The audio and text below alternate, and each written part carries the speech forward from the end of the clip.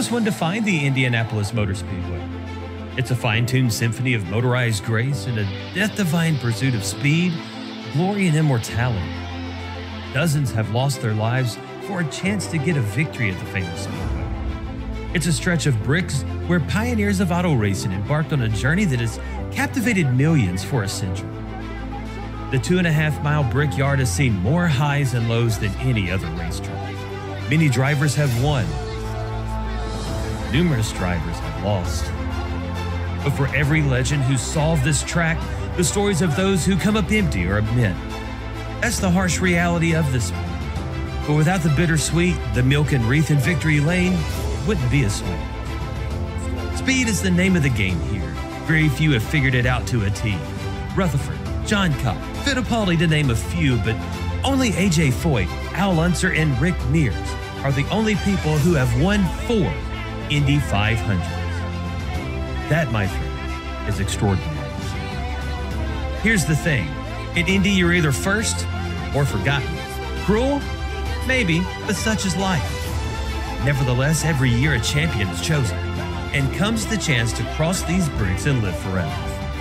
It's the sounds of Mary Holman, Jim Nabors, and Tom Carnegie. It's the sights of balloons in the sky, the scent of race fuel, and for 3 hours on a Sunday afternoon, a taste of no place you'd rather be. Today, the cars and stars of the Gulf Coast IndyCar Series take on Indianapolis in a 100-lap grudge match of skill and luck. Just driver, machine, and the pursuit of immortality.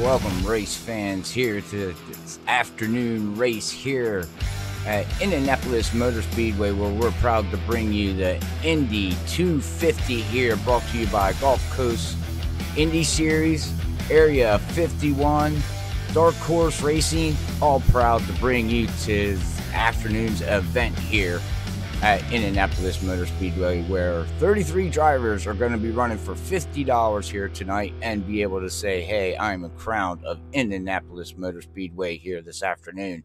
Thank you, everybody out there on Facebook and YouTube, for tuning in here this afternoon. Hope you're going to enjoy the show here as we're going to get ready to call all the action. I got special people up in the booth with me here tonight, and they're going to be calling all the action, as we're going to have Lee Tidwell out in the booth and also Wesley Outland. Welcome, gentlemen, to the Indy 250. What is going on, Mr. Moya? How are you doing this wonderful Saturday afternoon? I am doing great. How are you doing, sir? We haven't had you in the booth for a long time, so I'm sure the fans are out there excited for tonight's race, or afternoon race. I'm going to say tonight probably a lot of times because I'm so used to it. But anyways, yeah, these 33 drivers, guys, 33 drivers are going to be racing to crown themselves and say, hey, I did it. I won the first race ever here at Indy 250. Yeah, it's going to be an outstanding evening. We have multiple drivers from multiple different leagues joining us today for a star-studded event in Indianapolis, the Indy 250, 100 laps around this 2.5-mile track. And Wesley, we've been watching practice, watching qualifying. Brandon Colley on the pole at the moment at a 39.245, but Craig Forsyth only 9 1/1000ths of a second behind him. And we're just seeing the final stages of qualifying right now. 32 drivers have taken time.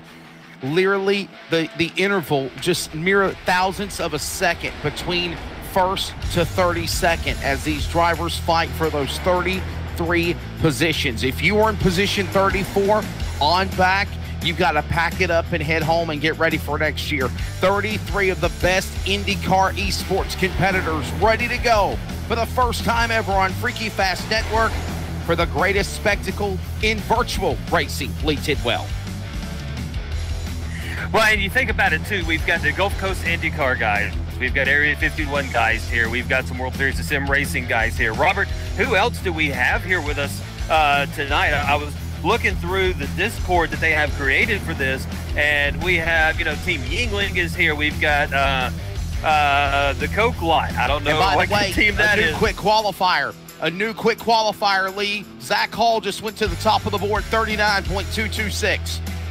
Zach Hall, one of the quickest guys in World Series of Sim Racing. Big win at Daytona during last season. They are on the off week this week. Will not start racing again till next week for the next season. But Zach Hall, as you said, in the lead, the pole, 39.226. Brandon Colley moves down to second. Forsyth will be in third. Cedric Hunter, another Category 5 guy, will be in fourth. And fellas, that looks like that is going to do it for qualifying. We will get set to go over our starting grid here for the Indy 250 live on Freaky Fast Broadcasting. Lee Tidwell along with Robert Moya, and now my new best friend in the world, Mr. Wesley Outlet, is joining us. And here we go. Zach Hall will take the pole, as we said, at 39.226. Brandon Colley in second in that 01 machine.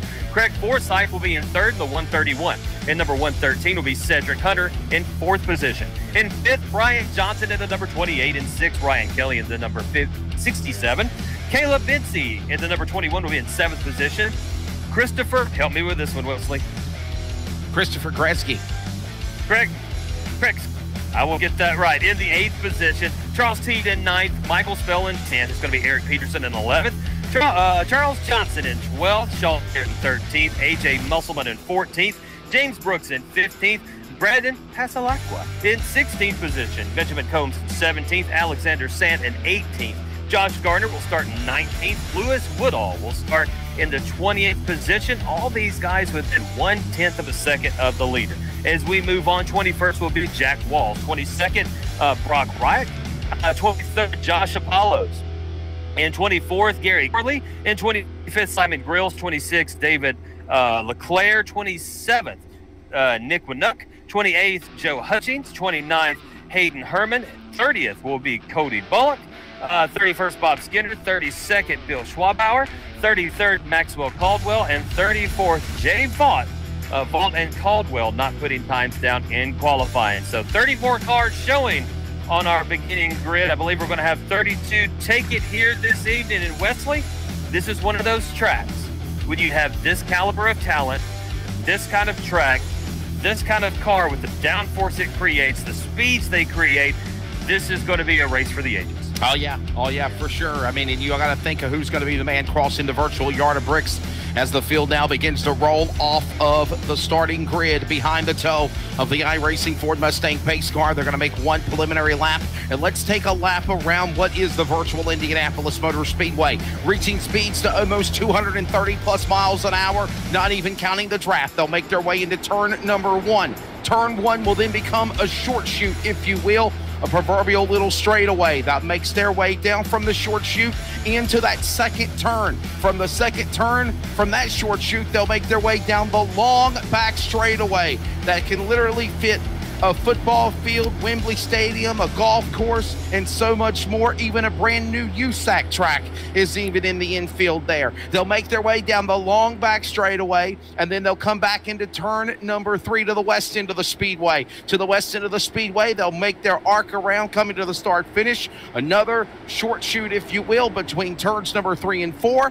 Then they'll make their way off of turn 4 and roar to 200 plus miles an hour, open wheel style here to the virtual yard of Brooks. It should be exciting.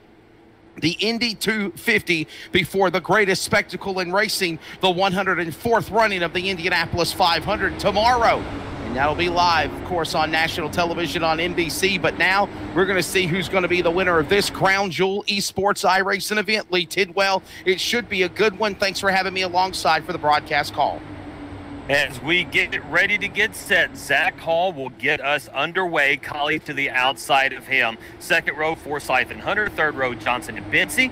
And then you've got Kelly and Teeter in there as well. So we are going to get set for 100 laps around Indianapolis Motor Speedway. The pace car will pull off. We wait for the green flag, and here we go. 100 laps with these guys here at Indianapolis Motor Speedway. Zach Hall going to bring it to the line. Going down into one. Going to go to the high side in front of Brandon Collie. Forsyth's going to drop to the inside. Around one, it's going to be Zach Hall is bouncing around there. Going to be in front of Forsyth. Going to drop Collie back to third position. Johnson will be in fourth as we come out of two in that long backstretch, Wesley. Look at him spread out. Ladies and gentlemen, you have a race down the back straightaway. Zach Hall, the pole car, works his way into the short chute into turn number 3. Forsyth closes right in there behind him. Nell tipped up with Johnson to boot. Then you got a battle going on for fourth and fifth side by side with Benson and Collie. They'll come to the line in lap number 1. 99 to go in the Indianapolis 250. They are on the gas back to turn 1, and we got a crash. One flying through the air. I think that was Collie that went flip. We'll have to take a look at that. It's the 01. Yes, it is. Yeah, that's Brandon Collie. Oh, man, Collie was such a good qualifying effort. And then you see Forsyth drops down to the inside, and then Collie just back there. It looks like those open wheels are so dangerous when they touch each other. Just bounced off of that other car, that pink machine there, and Collie goes pirouetting through the air, flying into the catch fence and maybe more. And you see him end up on the inner wall barrier, the safer wall barrier. A couple of other cars getting together. The 13 and the 83 also crashed, trying to miss Collie flying through the air. And what a tough break. And let's be honest here, as we see the 01 of Brandon Collie finally coming to a rest virtually. You crash one of these cars, you're more or less out, pretty much. It's going to leave Zach Hall in the lead. Forsyth will slide into second. Bensey now up to third. Johnson in fourth. Chris K. I still got to get his name. He's going to be in fifth position. Christopher Gretzky. There you go. It'll take me 50 more laps to get that right. Ryan Kelly in sixth. Charles Teeton seventh. Charles Johnson in eighth. Garrett in ninth. And Michael Spell will round out your top 10 to win our first caution of the evening here on lap number 3 at Indianapolis. Wesley, he saw as they came out of 4 after that first lap, really started to spread out. I don't think these guys are going to hold back much. I think that it's going to be flat-out racing from the green flag, lap 1 until the very end of this race. I don't think they're going to hold back. And you call a lot of leagues as well as I do. You watch these to have 100-plus races, you tend to see a lot of them holding back, waiting to see what happens, really making it short for the final, half, most not even third of the race. But now it looks like these guys are just boom. And look at now we're going to have our first, Robert, get turn the volume down, pit party here at Indianapolis Motor Speedway, as we got a lot of guys coming down. Zach Hall will lead them to pit road, and hopefully we see any black flag penalties or any line penalties here on pit road. That has hurt a lot of people in past races. I find it very ironic that we got drivers coming down to the pit lane for pit service. Zach Hall, the pole car, he comes onto the pit lane. So also for pits is going to be the driver of Cedric Hunter, Brian Johnson, Ryan Kelly, Michael Spell, Johnson, all coming in for service. Pit exit now for Ryan Kelly. They're riding on board now with the Dark Horse Racing entry of number 27. That's the neon yellow entry of Dark Horse Racing, Charles Teed.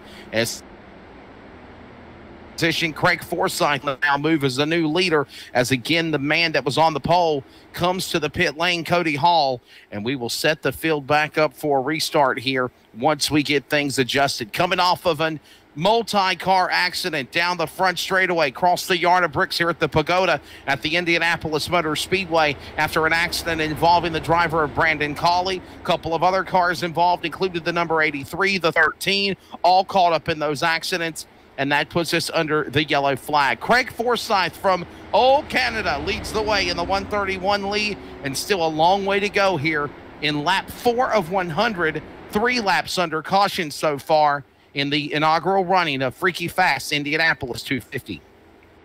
Hey, Robert, quick question, sir. What tire limit and fast repair on today's race? They got 1 fast repair and unlimited tires. That's going to explain a lot, especially when you watch the Cat 5 guys. If there's a caution, they're going to come in and fresh tires. Unlimited tires, that's just something you're going to see. Yeah, unfortunately. One quick that at least saves Brad Collie from having his race ended in number 2. Greg Forsyth onto the pit lane now. Here he comes. He gives up the lead. Currently in the 6th position, coming in for service. Lee, before we go any further, since we're hearing maybe a couple of hiccups and a bobble and a giggle on our voices garbling, let everybody know the broadcast positions that we are in, because basically for you in Tennessee, for me above you in Kentucky, it has been a logistical nightmare. I'm pretty sure that Robert Moyer has not officially freaked out for Freaky Fast Network.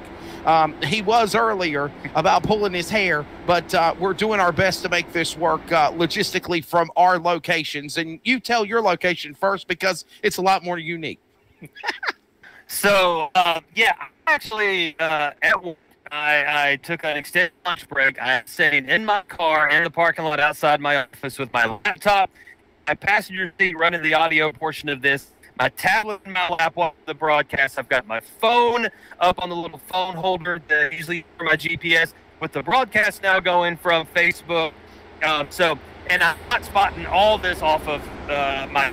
So if my voice sounds funny, if I break up here and there, please know forever in my heart that I apologize profusely and wholeheartedly to the entire listening audience of the Indy 250 here on Freaky Fast Broadcasting. And if you ever so kindly give me a kick there on Facebook and make me feel a little better about sitting in my car on this hot summer day.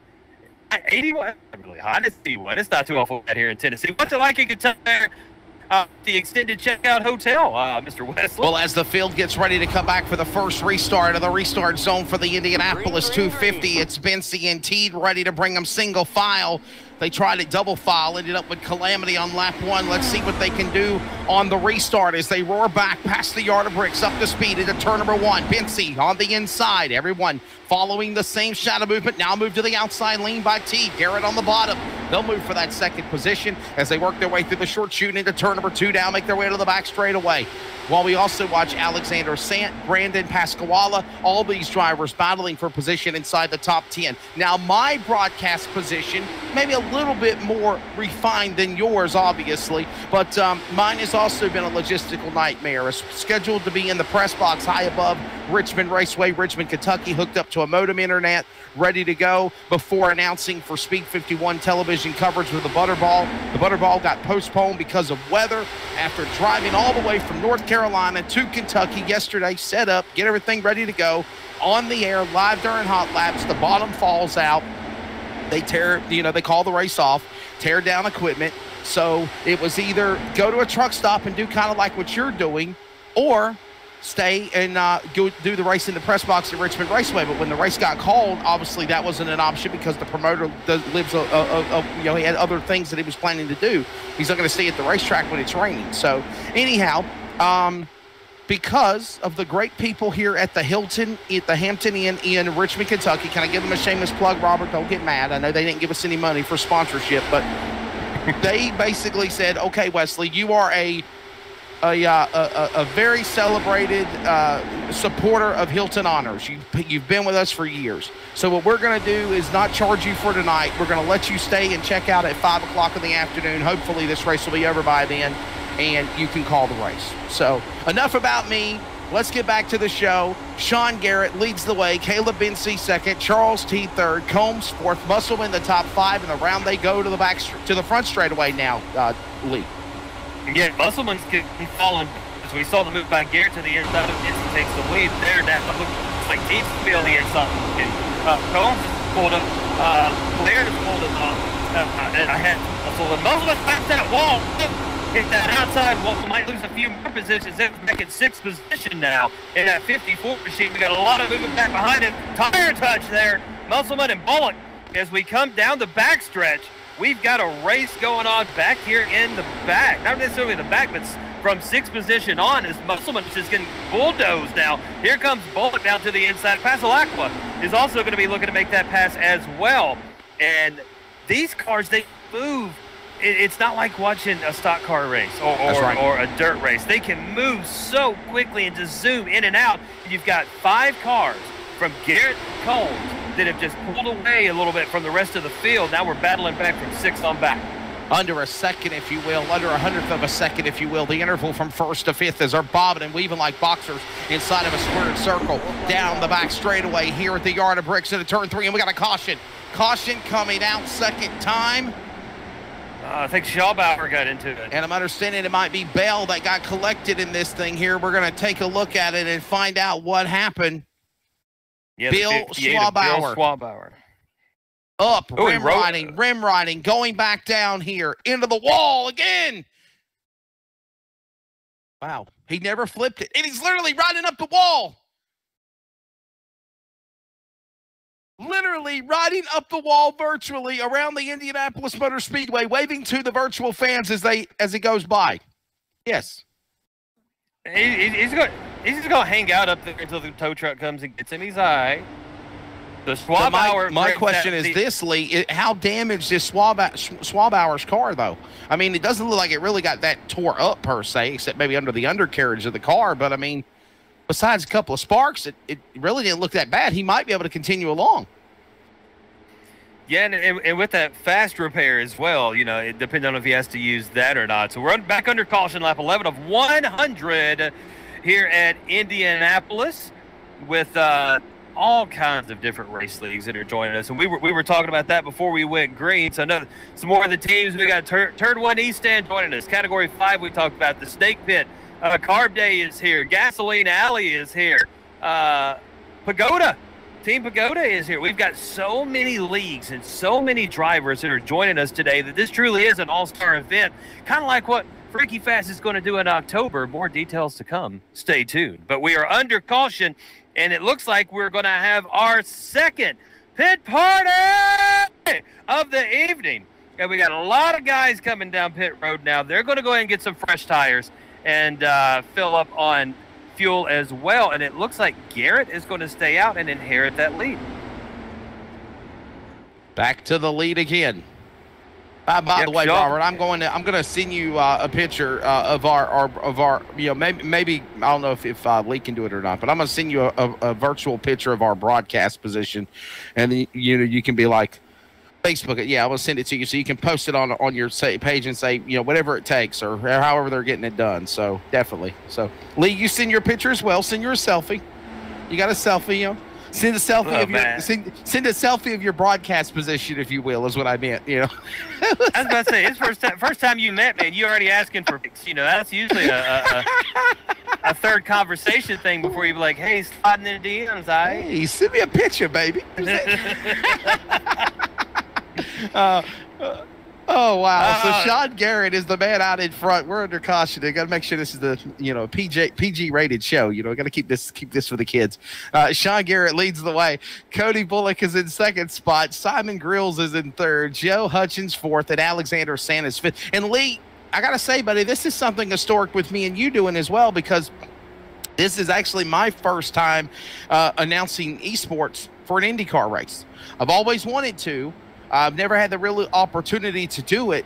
But, you know, I was like, you know, and I maybe I kind of lied to Robert, like, yeah, man, I can do it, you know, because I can do it. I can, you know, because I've always liked Indy cars. I've always followed Indy cars. A matter of fact, true story, when I was announcing, like, back in 2007, 2008, no lie, I was good friends with Mike King. Mike King, the former announcer of the IMS Radio Network, Wally Levitt. I actually got offered a job, Lee, to broadcast for IndyCar radio for the Indianapolis Motor Speedway Radio Network, and I turned it down because of just recently getting married and having a son and living in North Carolina, and it was just like today, a logistical nightmare.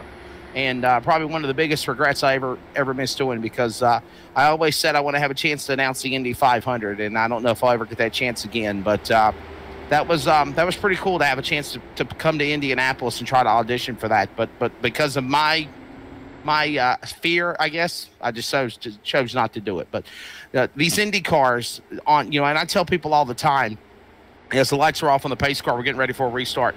This is not a game. This is a simulation. If you're going to fly a plane, you got to go through simulators to learn how to land, to take off, to fly through the air, to get through the bumps, the turbulence. The same thing with these race cars, whether it's Indy cars, NASCARs, late models, modifieds, legend cars, street stock cars, all the things that iRacing has created. It's phenomenal. And these guys, I promise you, even though they're not feeling that real rumble of the race cars, unless you got like a butt kicker sound system, they're putting their heart and their soul, Lee, into this, like we are putting into this broadcast on Freaky Fast. Oh, no, I mean, these guys, there's so much discipline, so much skill that they have at honing their craft.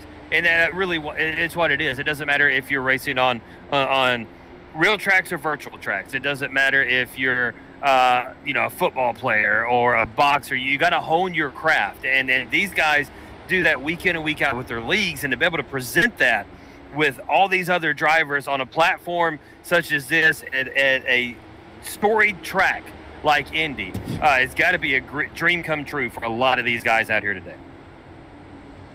Ready for the restart. The lights are off on the pace car. They're going to make their way back down the front straightaway here in front of the pagoda. The pace car ducks onto pit lane. Here come the Warlords, virtual style, ready to go back to open wheel go fast in the Indianapolis 250, the virtual greatest spectacle in racing.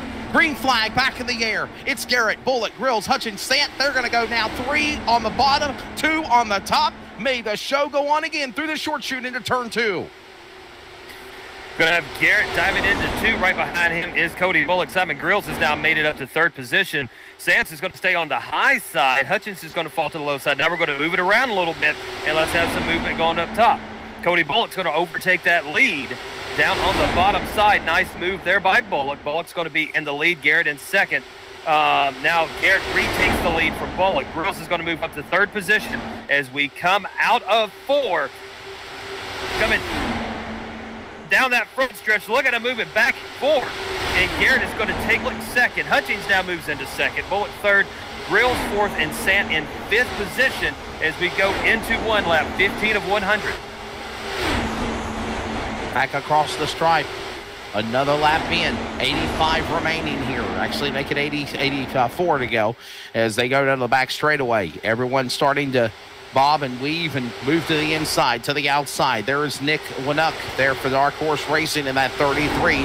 You see his entry now starting to battle alongside Benjamin Combs, or maybe now they're going to go single file as they work their way again through the short chute into turn number 3 and back down the front straightaway. They're finally getting spread out, if you will, as a great battle continues for 13th. It's Peterson, Walls, and Woodall. That goes on back to speed in turn 1. And a caution.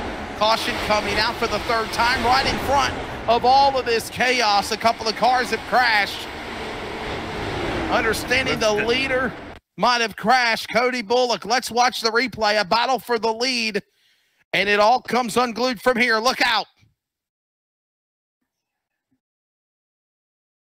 North end of the speedway, all the way around into the short chute in turn number 1 and 2. Upside down rim riding off the safer wall bearer for Hutch Sport Racing number 11, Cody Bullock. Puts us under our 3rd caution flag here in the Indianapolis 250, Lee Tidwell. Yep.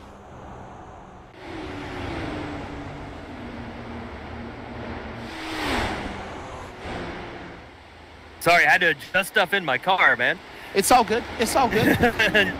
There's so much going on. I thought maybe the picture I sent you scared you away or something. You know, I was like... Back under caution, Garrett will inherit lead. Did we have the replay yet, Robert? I did not see what happened there. Yes, we already seen the replay. Yeah, he basically rode up the wall, and Cody Bullock rode up the wall, rim righted, and on the safer wall barrier. So that's pretty much what happened. And the number 25. That's some of the things with these open wheel cars, no matter if it is Indy, you look at the dirt cars, anything that's open wheel, those, you can't race as close as what you'd like to, like in stock cars and street stocks, late models, whatever, because you ain't got fenders. Those wheels are so open, they just touch, and then you could be shot up into the air.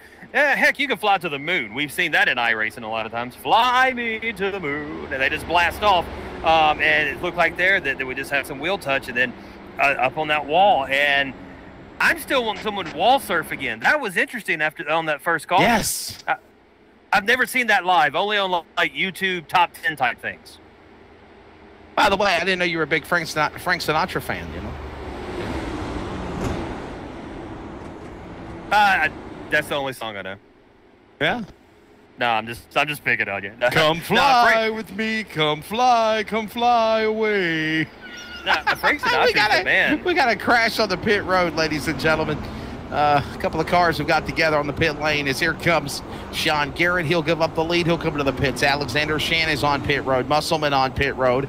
So is Gretzky and everyone else on pit exit now. Christopher Gretzky, Alexander Saint giving up his position. And now Simon Grills will make the fourth different leader so far here at the Indianapolis Motor Speedway, virtually in the virtual greatest spectacle in racing, the Indianapolis 250.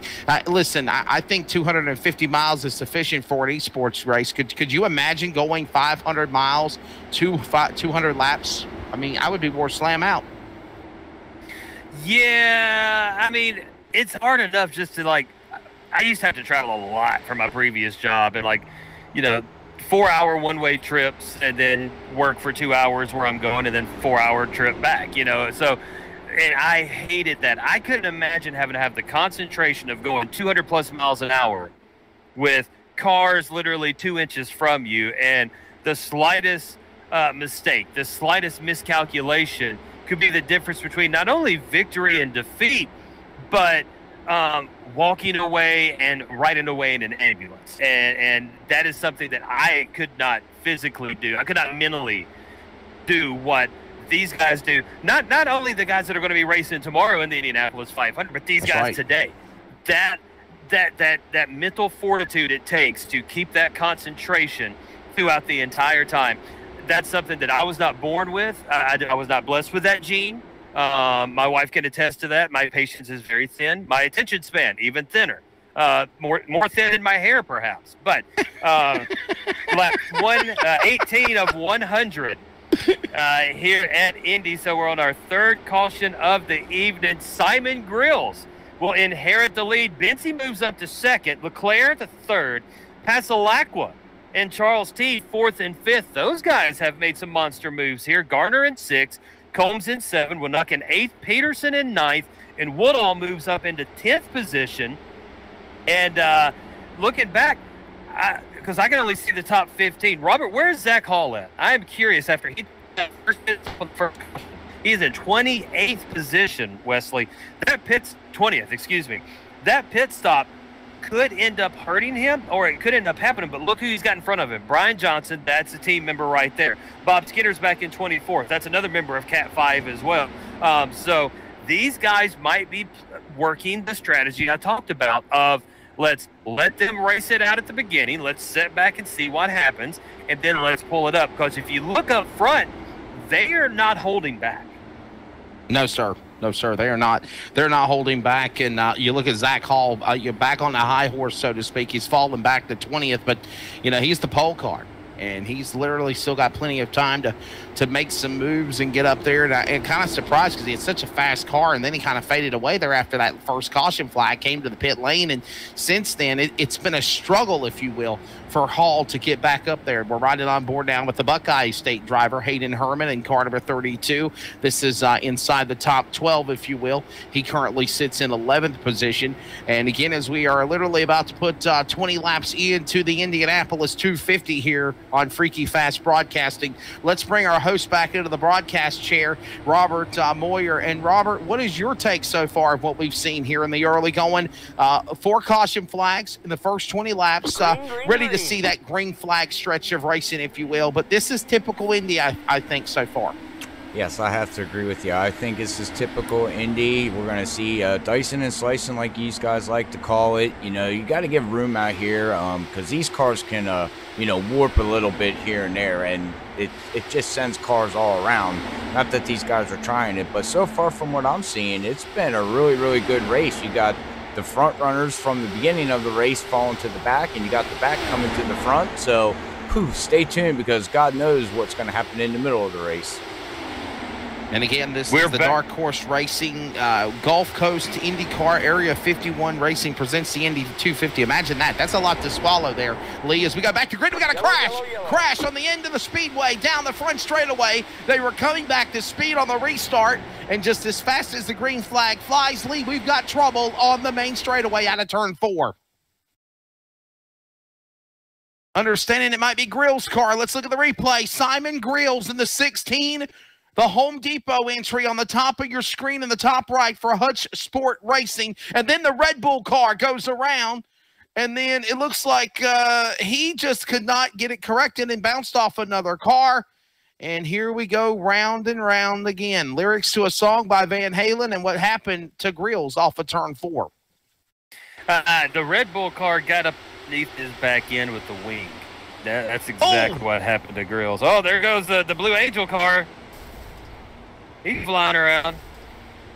Flying through the air. And ladies and gentlemen, I want to tell y'all something. If you think it's hard to call the stock cars on iRacing, try to call these bad boys. As small as they are, as small as the number can be. I've always was told by Mike King and even my friend Mark James of IndyCar Radio now, who's lead announcer. I talked with him a couple of weeks ago, actually, via Twitter. I've had him on radio shows with me before in the past. And I even asked Mark James, I said, Mark, how do y'all call the cars, because they're so big, you know, they're coming at you so fast in a cup car. You know, you can see a cup car, you can see a big number on the side panel of a driver door. These cars have like the smallest little numbers behind the back of the driver, you know, where the driver's heads are.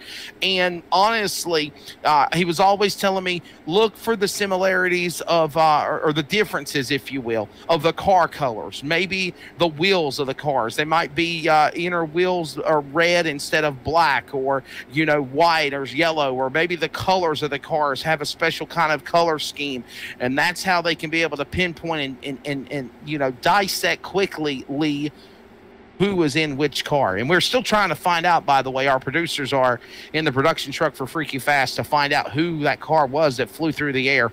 I didn't even see that one. I didn't even see that one happening. We're just going to call him Maverick. He was in a Blue Angels car, so Blue Angels airplane car, Maverick. Yes. So he's Maverick now. So Maverick went for a nice little trip there after that Goose incident by Grills. Well, you mean Goose, right? Goose didn't survive though, man. Yeah, I know. Speaking of not surviving, we've got cars that are already out. Cedric Hunter is out. He got bopped into there in the first, used his fast repair, then the second caution got ran into from behind again. Cedric Hunter in a pink car. We used to say the pink Hello Kitty car, but I don't know if he's got Hello Kitty on it. He doesn't now, of course, because it's not there anymore. But Cedric Hunter is out. So we've already got guys that are falling out of this race due to some of these cautions. So, you know, the field is starting to thin out. Maybe that will allow a longer green flag run. But there's still lots of jockeying, and I think that the no lift syndrome is still setting in. The excitement, the adrenaline of this race is still setting in. Hopefully after this caution, where that subsides a little bit, and then we've got a little bit more cognitive thinking on how we're driving out there.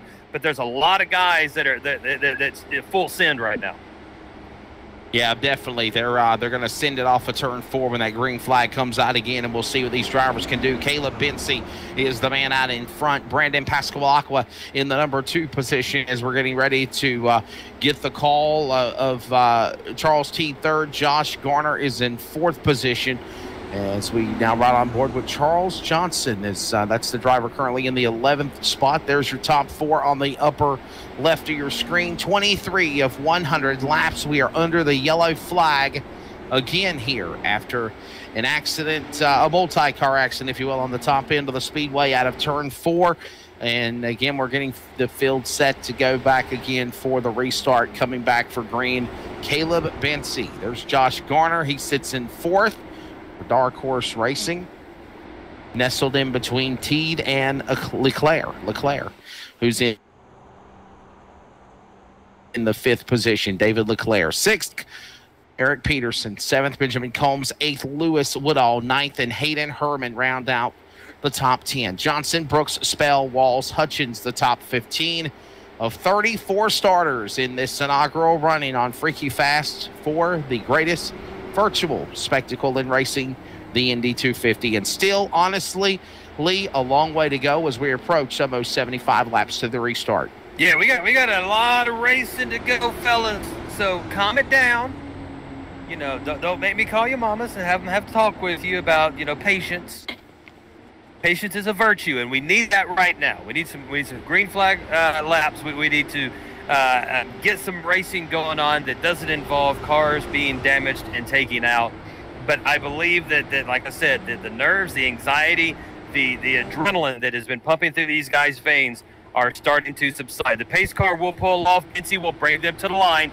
Pasalaco right behind him. T. Gardner, Leclerc will round out your top 5 here at Indianapolis. It'll be lap 24 of 100 when we cross the line. Bency will bring them across those bricks. And then immediately Pasalaco to the high side. T now is going to look and figure out what he's going to do. He's going to stay down low, hug the bottom. Pasalaco is going to drop to the bottom behind Bency. We come out of 1 into 2. Bency will continue to lead. Pasalaco in 3rd. T in 4th. Gardner in 5th. Leclerc in 5th. Excuse me. Bency will bring him down the backstretch. We got a little bit of movement here. Pasalaco will come to the high side. Look at him, Wesley. He's looking to take him on the high side on 3. We come into 3. Bency's going to stay down low. Pasalaco with a nice run on the high side. Going to stay wheel to wheel with him. Coming out of 4, and Bency's going to pull away just a bit. Can he have the power? And he does. And he's going to drop down, try to break that trap. But Pasalaco with a good run on the high side, along with Leclerc and T running 3rd and 4th. We've got a race going into 1. Certainly, as they dive back into the corner, Pasalaco back on the outside lane. Here comes Bency. Bency's there. Here comes Leclerc licking his chops now, ready to make a move on the north end of the speedway as they hurt the short shoot down into turn number 2. Now they roar to the back straightaway. Bency, Leclerc. Now Leclerc will go to P1. Leclerc now once more to the inside. Bency. Bency looking for that top spot back to the west end of the speedway as they go into the turn number 3 short shoot. Exiting now off of turn 4. He'll clear him down below the apron as they exit off the corner. A little bobble and a wiggle and a giggle and a jiggle. There. He'll pull to the outside. Now back to the inside. Team Red Bull on Bency back to the lead in turn 1. Pasalaco was looking to pick up the draft from Bency. Has to fall back into 3rd position. Winuk has moved up to 4th now. We come out of 1 and 2, and it's going to be Bency still in the lead. Leclerc is going to go high side. Pasalaco is going to follow him, try to work that draft up there. Winuk's going to go down to the low side. Pasalaco back and forth, trying to figure out what they're going to do here as they go into 3. Everybody hugs the low line except for Leclerc, who's going to stay to the high side out of 3. Short shoot into 4. We line up single file. Now Leclerc is going to look to the inside. No, Leclerc goes high. Look at that, man. They are trying to stay out of that draft. That's one thing that is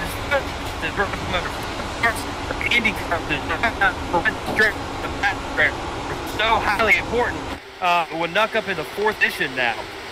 Bency will stay in the lead with Leclerc in 2nd, Pasalaco 3rd, Winuk in 4th. Looking back at Charles Johnson, falling back to 13th position. Good trying to cut the air off. Yeah, trying to cut the air off from one another as we watch these drivers work their way up the racetrack. Looks like Josh Garner might be off the pace in the number 12. Now he'll finally get back up to speed. Watch him as they work their way down into the corner again. There's the number 18 machine of Charles Johnson off the turn, down the straightaway, down the flag stand. Little contact there with the 9 car of Joe Hutchins. They now hold on, keep going forward past the yard of bricks, back to roaring speed into turn 1 with Bency still the leader. The battle continues for 14th now with Johnson. There's a battle now for the lead brewing with Bency, Leclerc, Winuk, Pasalaco now in that battle. Now they're going to fan out to the inside. Bency looking on the bottom of the racetrack. He goes topside is Bency. Inside is Leclerc. Leclerc back to the lead as they go to the west end of the speedway in the short chute in 3. Down into turn 3. Off into the turn 4 corner. Back down in front of the roaring fans virtually here at the Indianapolis Motor Speedway. In front of the Pagoda. Leclerc and Bency flip-flopping, fighting over the lead like they stole some change and more. Back to turn 1, side by side in 3, 200+ miles an hour into the turn. Here comes Pasalacqua, Wanique and Teed. They're all in that mix along with Combs. No one trying to give an inch as we not even hit halfway yet. Ladies and gentlemen, Lee, you got a race now, my friend. Yeah, we sure did. They come down the back stretch. Forward, sir. Take it, Wesley, go. What a job they've got going on as they work their way back into the west end of the speedway, into turn number 3. They'll work their way off of turn number 4. Back down the straightaway. Caleb Bency, the band is on in front. Literally 35 thousandths of a second, even more. The field roars down the straightaway back into turn number 1. Bency, Leclerc, Pasalacqua, Teed, Combs, top 5. No one making a move yet inside the top 10 to get back to the other drivers that are in the top 5. As here comes this move now, riding on board with Eric Peterson. He'll now battle along with Vincent. That is for 6th, 7th, and 8th, clearing him for that position as they go back into the corner, back to turn number 3, back on the short chute, down on the front stretch now this time here at the Indianapolis Motor Speedway. The race continues on. We're on lap number 30 this time by of 170 laps to go, 20 to halfway, and they go down the straightaway, past the yard of bricks, past the Pagoda, past the scoring pylon, back to the turn 1, and it's still Bency. You're riding on board with Peterson now, Lee, as they go into the west end of turn 2. Into 2, now down the back stretch. Bency will continue to lead us. We are in at the 36 of Eric Peterson. I mean, you can just see the way these cars are moving around, coming up to the backside of Colton's now. Trying to figure out what he's going to do with him going into 3. They're both on the bottom line, but now Peterson's going to get by Hutchins on the high side. Look at Joe Hutchins moving up in 8th position now. Here they come, back down off the corner. Oh, hold on, that could have been bad. In the back, that white car. He could have crashed, holding it together. No yellow flag. It could have been nasty for just a second for Hayden Herman, the driver out of Ohio. As you got another guy shooting down below the apron with an issue on his car. Jack Walls on the track back in front of Sean Garrett. Garrett. Wow. Garrett's supposed to be up there, son. There you go. Garrett finally back up on the track. It's a lawn mowing. Came back up almost in front of someone. Garrett's going to fall way back now in 23rd position. He will continue to lead with McLaren 2nd, 6th, and 3rd. Pasalacqua back in 4th, and Teed will be in 5th position. Bency now looking to maybe make that pass on the high. But he's traveling on the red flag route. And we got a caution. Caution out over the speedway. The 5th yellow flag waves here in the Indianapolis 250 after almost a 10-lap green flag run, if you will, and it's involving Cody Bullock again in the number 11. He gets into the 32, flying through the air. Cody Bullock in the 32 also, and that is why we are under the caution flag yet again. Trouble on the speedway involving those two cars, a multi-car accident with Cody Bullock, who rim-righted the wall earlier, now the 32 involved. And look at the great piece of driving Lee everybody made to get around that accident where the 32 caught up in it as well. We're going to ride on board and take a look at another replay. Yeah, so Bob Skinner got caught up in that as well. My apologies. I think I said it was 32. It's the 82. See how hard it is to recognize the numbers? Look at that. No, it says 32. T-bone. Bullock T-boned him. Ah! They wheel touched. There was a wheel touch there. Bullock started, not being control of the car, and then poor Bob Skinner getting caught. But look, man, where am I going in this replay? Can you imagine being in that car? It is flipping, and now we look at Skinner. Skinner comes up, and he's looking at Bullock. He has absolutely nowhere to go. Dives down to the inside, and Skinner will avoid it. Wow. Nice driving by the Cat guy, Bob Skinner. A tough break there, if you will, for the driver And by the way, I really believe it's Hayden Herman in car number 32. He's the one that who got plowed into by the machine of Bullock. I don't think it was the 82 of Bob Skinner. I know these cars look so similar, but it was the 32 of Hayden Herman that got plowed into by the man of Bullock. And we're going to see now a lot of drivers come down to the pit lane for service. A lot of cars. No, you didn't say that right. Not say that right. We have this many cars coming down pit road on Freaky Fast Broadcasting. That is referred to as pit party. Well, excuse me. Number 34. Well, let me try that again here. Let's go in reverse. Here they come, ladies and gentlemen, on the pit road, almost the entire field. Pit party time. There you go. There you go. See, now we've got something that transcends no matter who's doing the broadcast. There the you go. Party lives at Freaky Fast. There you go. So now you can get my pictures. Okay, cool deal. I'm gonna send them to you now. It was even when I'm not associated with Freaky Fast anymore, y'all still that is something for us to have and hold forever. I have to say this, a pleasure working with you, Lee, because I was told by a lot of people, and even Robert said this, and Robert, you can chime in here as our host of the Indy 250. He said, you put Wesley Outland and his personality and the way he calls a race with Lee Tidwell and the way he calls a race, we're in trouble. This is going to be fun. Yep. I said it multiple times, and I warned everybody.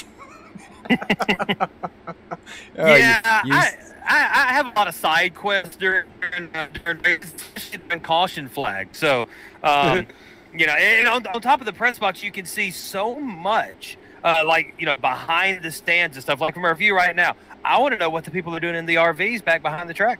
I want to know what the barbecue is. I want to know where a funnel cake is. That's what I'm looking for. Where's the funnel cake? You have a lot of squirrel moments. Okay, you're kind of like the Rutledge Wood of Freaky Fast Broadcasting right now. I am the poster child for ADHD. Squirrel. I feel like Hammy from Over the Hedge. I really do. Oh, I love that movie. A 35. I like the cookie. And I like the cookie. Oh, stop, guys. Stop. Okay, oh, my God.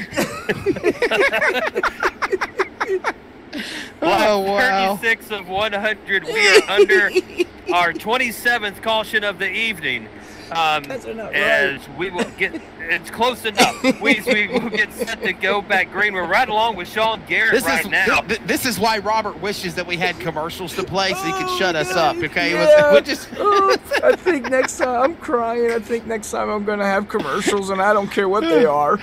All right, so there's a new show that's out on one of the streaming services, and it's called Upload. And what this show is about is in the future, like 15, 20 years from now, before you pass on, if you basically pay for this digital afterlife, they upload your consciousness into a virtual world, and you can feel, you can taste. It's like you are in a virtual heaven, so to speak. Yeah, they had a movie about that back in the 90s. It's called Total Recall.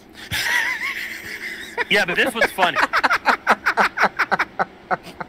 And you can understand what they're saying. Anyways. Oh, my God. But no. Would you just to have your conscious uploaded instead of passing on naturally? Yeah, because that's one of the moral dilemmas in the show. Because the way that they present it is, if your conscious is uploaded, that's also your soul. So there is no afterlife if you go uploaded. So if you believe in an afterlife, then there's no possibility of that if you upload. So like one of the characters on there, her dad. I got you. Okay. Amazon Prime. Where did this come from? Let's get you back to reality. They are coming to the green flag, Lee. They are coming to the green. Your conscience is on the green flag right now. The green is out. We're back underway here in Indianapolis in the virtual greatest spectacle in racing. Bensley, Leclerc, Pascalaqua, Teed, and Combs off into turn one, and the show goes on again as we approach halfway. Leclerc continues to work that high side. Pascalaqua's going to come underneath and fall in behind Benzie. Teed and Combs will round out your top five. They're going to hang back and see what's happening here. Everybody moving around, coming out of two. We got some movement going on. Leclerc, Benzie, Teed now takes third position from Pascalaqua. Combs will remain in fourth as we go down into three. It's going to be Bincy on the inside, Leclerc on the high side. Teed will follow Leclerc. Passalacqua will follow Bincy. As we go out of 4 down the backstretch, we're going to move it around, try to break up some of that trap. Leclerc in second position. Passalacqua will retake third. Where did Teed go? Teed fell all the way back to 6th during that. The top 12 starting to go away. Look out, Grandma. Grandpa stole your blanket, and he can put it over front of the field. They make their way off to the north end of the speedway, down the back straightaway, through the short chute now. As Leclerc still leads, there's Charles Teed for Dark Horse Racing. He sits in 6th. That's that gaggle of cars of a dozen or more fighting for it. As on the outside of the Baker's dozen is Jack Walls. He had problems earlier. He's trying to get back in the races. They move into the northwest end of the speedway in turn 3. Yellow. Leclerc takes the lead for Bincy. Oh, man. Bob Skinner goes around. He's the one that decided to be the lawnmower man earlier, and now he finally spins it out for Team WSSR, and another car is involved. The number 28 car is also there. Man, unfortunate event for Bob Skinner as Skinner comes out of the turn. Looked like that 28. Oh yeah, he got the 88 got into him. Wrong place, wrong time. Michael 88. Smalls. Yes, sir. Michael W. Spells got into him there. We missed that. Our camera crew called it now on the replay, but we missed it in the live feed. Michael W. Spells turns in to the number 28 of Brian Johnson. Turns in and hits poor Bob Skinner. And Bob Skinner, yes, flying. Yeah. Wow. Yeah, and still just tight, very, very tight. And not sure exactly the last time he pitted, but that's something we got to start looking at is to have it pitted. Yes. Now tires are starting to become an issue, and driving differently. And even the guys that did get tires, how fresh are they? How old are they? Are they up to temperature with all these cautions? You really get them up to temperature. So lots of stuff going on. Biggest benefactor. All of this just happened is David Leclerc, who took lead right before the caution. Everybody came down to the pits on lap 35. I don't think they're going to pit. The leader was just kind of psyching everybody. David Leclerc says, psych! So he tried to play a Jedi mind trick on him. If he would have pitted, well, everybody in the top 13 didn't pit. The front runners didn't pit. But if he did pit, I think everybody would have dove onto the pit lane, because it's always the scenario of what the leader is going to do. What is the leader going to do? If the leader pits, we're going to follow, unless somebody wants to play possum and hang back. But pretty much there, a good psych job by Team Red Bull there of David Leclerc from Canada. He'll still the man out in front. Caleb Bincy in second. Passalacqua third. Combs, Wink. You know, I've seen some really good racing amongst these packs of 12, like we just had a moment ago before we had the caution flag. If we can get a good green flag run to our belt as we're 10 to halfway, 60 to the checkered flag here in the Indy 50, I believe we could see one hell of a race with these open wheel guys virtually. No, it truly could. You know, going to be, by the time we go green, probably at lap 42, 43, give or take, almost halfway, then you're going to start seeing some strategies playing out. And I'm interested to see what Brian Johnson does. Brian Johnson is a second half of a race kind of guy. He's the one that does sit back, you know, 10th position or back, and then works his way through the field. Johnson now in 17th position. Coming out of the pits. Again, Cat 5 guys going to take those tires when they can. This is a guy what his picture looks like, I promise you, he can drive. Watching these drivers, there's Brian Johnson for Category 5 Esports, as you mentioned. As David Leclerc still leads the way here. 40 laps into the Indianapolis 250 on Freaky Fast Broadcasting. Let's bring our host, if you will, host producer running the boards, making us sound good even though you're in your car and I'm in a hotel room, Robert Moyer. And Robert, would you agree, as they work their way down the front straightaway still under yellow, that if we could get a good green flag run, we could definitely see some talented racing? There's a great bunch of guys here from Canada to the States that are doing really, really good. It's just a matter of just got to get this green flag run under our belts. Yeah, we haven't hit halfway yet, gentlemen. So I agree with you, Wesley, there. 41 laps into this, I think, you know, the air, you know, okay, where am I going to go with this? The draft is so strong that, you know, with all these cars out here, you're dicing and slicing, like we said before. And the moves are getting it's like they're racing the last 5 laps of the race when actually it's not. I think they just need to fall in line, be patient, like Lee likes to say, patience is a virtue, and, just ride. And I think once we get that, we'll see the front pack, the back pack. I think we'll see a couple different packs like forming and breaking away. But the racing will still be good, but they just need to calm down a little bit from what I'm seeing, because again, the draft here is so outrageous. It's not like a stock car or the ARCA cars or anything like that. You get a run on somebody, sometimes it catches drivers off guard. Like, I mean, you're coming up on somebody at 240 miles per hour and they're only going 230, 10 miles per hour. That's a huge difference when it comes to these Indy cars. Oh yeah, that's when you make up. You see the such quick gain in distance when they're going 7 to 10 miles an hour after coming out of that draft and whoop, suck right up to the back end of. And we actually saw that happen in the caution earlier. I can't remember which it was, but they had a better run than they thought they did and put that weight right underneath the back wheels of the car in front of them. Correct. So I hope so. No, you're right. You're right. And I think oh boy, oh boy, oh boy. Here we go. We're going to come back for the restart, ladies and gentlemen. It'll be lap number 41 complete here as they work on lap 42 through the pagoda, past the yard of bricks here at the Indianapolis Motor Speedway virtually on Freaky Fast. Back to turn 1. They're back to speed. Gives them about a lap so before they get back to full song, just like a restrictor plate race for Daytona or Talladega for the Cup cars. The same for the Indy Warriors as Leclerc is back to the whip again on the north end of the speedway out of 2 to the back straightaway. Combs goes to the inside of pass. Will stay in 4th. Charles Teed now take 5th from Winnup as we go into 3. Passalak continues to work the high side. It's Leclerc, Vincey, and Combs. 1, 2, 3. Then Passalacqua and Teed. We'll look to the inside of Passalacqua. And as we come up to 4, now down front stretch. Everybody around, but we've got 2 lines. Oh, Leclerc just kind of shot up there. Everybody to a block in there in front of Vincey. Through the block, made him get a little nervous there for a second. I could have said the word crash. I thought it was happening, but nevertheless, they keep on going and they play fair off the corner, down into turn 2 to the short chute, down the straightaway. Look at this battle now, heating up for the lead. Leclerc and Vincey, round 2, down the back stretch into turn number 3 at the short chute in the corner. Vincey to the high side. Leclerc will hug that ball as we come 3, going towards 4. Vincey is looking back and forth. What can I do here? It's going to depend on what Leclerc does coming out of 4. He is going to shoot down. Vincey will stay high. Passalacqua will stay behind Vincey. Team now comes to the high side. It will overtake Combs and Passalacqua and move in 3rd position. Power move by Charles Teed. What a move now, Charles Teed. Where did he come from? The man for Dark Horse Racing closing in now on Vincey. Leclerc under attack now. Leclerc falls back to 2nd. Teed looking for more. He's on the outside, licking his chops as they move into the corner in the west end of the speedway into 3. He is on the bottom. Leclerc throwing the block. Vincey behind him, and now Teed has to back off, and the caution's out again. Trouble on lap 44 as we close in on halfway again. Yellow out for the 6th time here in Indianapolis. Lee.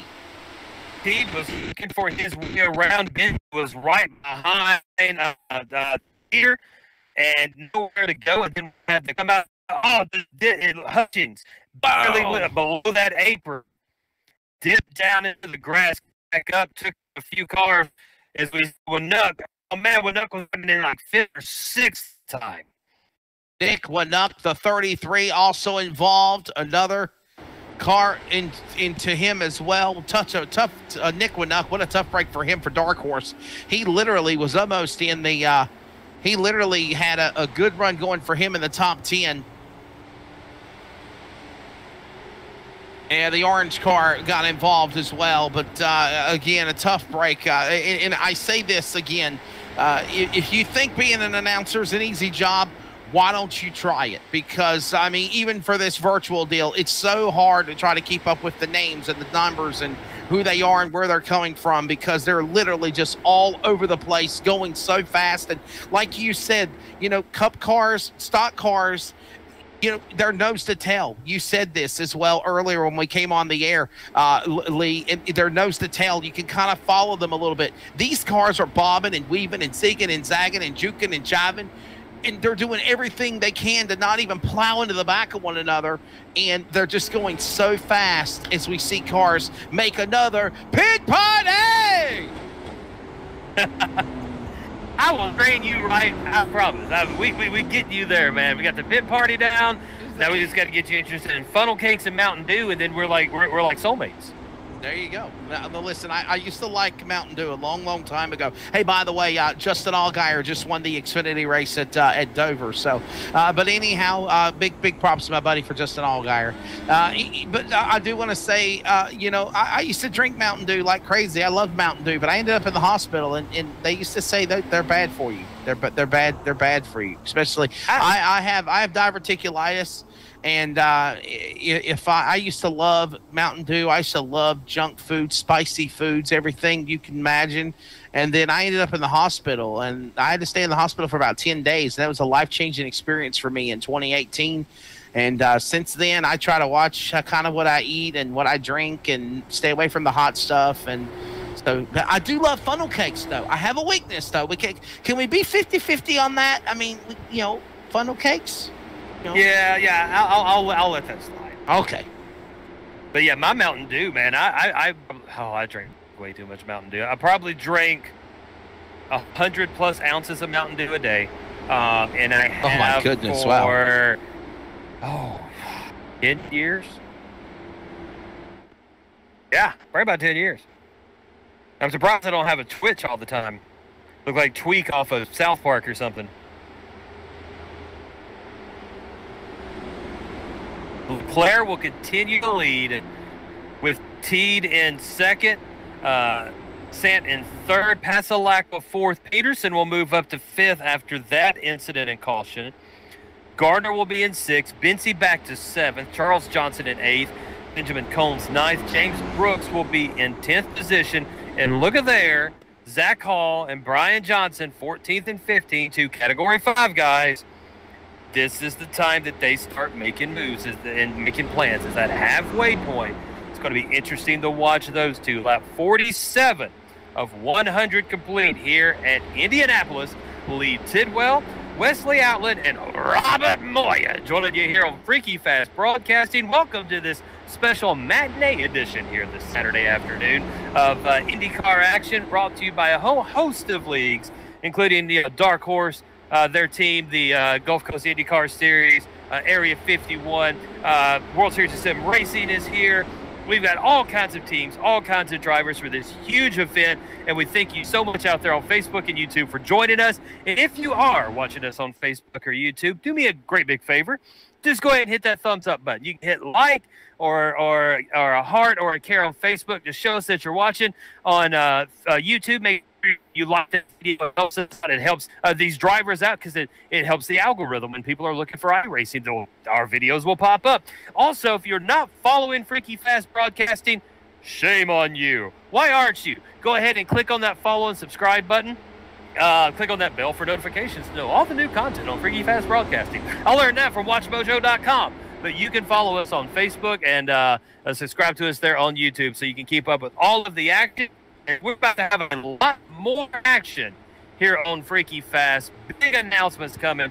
Freaky Fast growing by leaps and bounds. You know, big shout out, congratulations to Robert Moyer, who started with Freaky Fast a long time ago, back in the Racing Freaks days, and has evolved this broadcast into what you see today. And Wesley, you're an outstanding addition to the team, sir. Thank you, buddy. I just kind of stumbled into it a couple of weeks ago by just virtue of and ever since then, like this week, I think I've done three races or so with Robert Moyer, and I enjoy working with the Freaky Fast people, amongst all the other things that I get to do, as well as we're back to green flag. We're 3 laps to the halfway mark here in the virtual greatest spectacle in racing here on Freaky Fast, the Indianapolis 250, and back to it again on the back straightaway. It's David Leclerc, Teed, Sant, north end of the speedway. Drivers fighting claw as they approach the cross flags from Barney, the iRacing flagman, in just 2 circuits as they go to 3. go into 3, and Teed will take the lead. Charles Teed in the lead for the first time this evening. Sant in second. Leclerc moves back to third as we bring it down the start-finish line through the front stretch. Sant's going to shoot to the outside. Him and Teed racing it down. Sant will take that lap. Teed pulls it back out into 1 with Leclerc looking to charge here coming out of 1. Back to turn number 1 and 2. 2 laps to the halfway make as here comes Teed now. He's on the man of the whip to the lead, followed by Sant Leclerc. You're right in on board there with the man there in fourth of Peterson. Eric Peterson for the Midwest. He's in that 36 machine on the top shelf of the Speedway, the silver and black car, making his way down, passes the blue machine right in front of Team Red Bull of the machine of Leclerc, who led most of the races. They now work their way off of turn number 4, back down the straightaway. 1 lap to halfway. It's getting good in Indianapolis. Teed roars with the lead, back past the yard of bricks with a 3-car battle brewing for the lead in turn 1. Charles Teed will continue to lead. Sant's working that high line, and he has not given up on it. Looks like Peterson has now went up there to join him as well, as Leclerc will stay on the bottom side. We've got 3 cars on the high line, everybody else hugging the bottom side as we come through the turn. Teed, once he gets out in front, Charles Teed is he's a good driver no matter what, but once he's in the front, he's dangerous. And dangerous as he can take off and leave this pack if he wanted to. But it looks like they're staying very close to him, and nobody's going to let Charles Teed just take off and run away from this pack. As you ride along with Leclerc in third. Leclerc is sliding around, working with Sant. Sant on the high side in second position. Teed will continue to lead. And look at Sant with the nose in front of Leclerc. They are side by side down the backstretch, Wesley. Yes, sir. They're coming to halfway, ready for they are at halfway, actually. The second half of this race is underway here at Indianapolis just after 3 o'clock Eastern, 2 Central. As on in the turn number 3 and actually getting 4, there is Leclerc. You're on board with Team Red Bull, the man out of Canada, looking to the inside of Teed, to the outside of Teed. He's got to run on the outside. Here he comes back to the lead for the second half of the race at Indy. They roar side by side. You're licking his chops, ready to pounce like an alley cat in a dark night on the mouse. He's going to be the man of Alexander San. He's up on the top shelf for third. Count out also Peterson, Johnson, top 5. They're with each other as they go to the back straightaway, the north end of the Speedway off 2. We're looking to go 3 wide. Teed, Leclerc, and Sant as we go into 3. Teed on the low side has retaken that lead, and now it looks like Leclerc is going to fall back. Sant's going to stay on that high side as we race it into 4.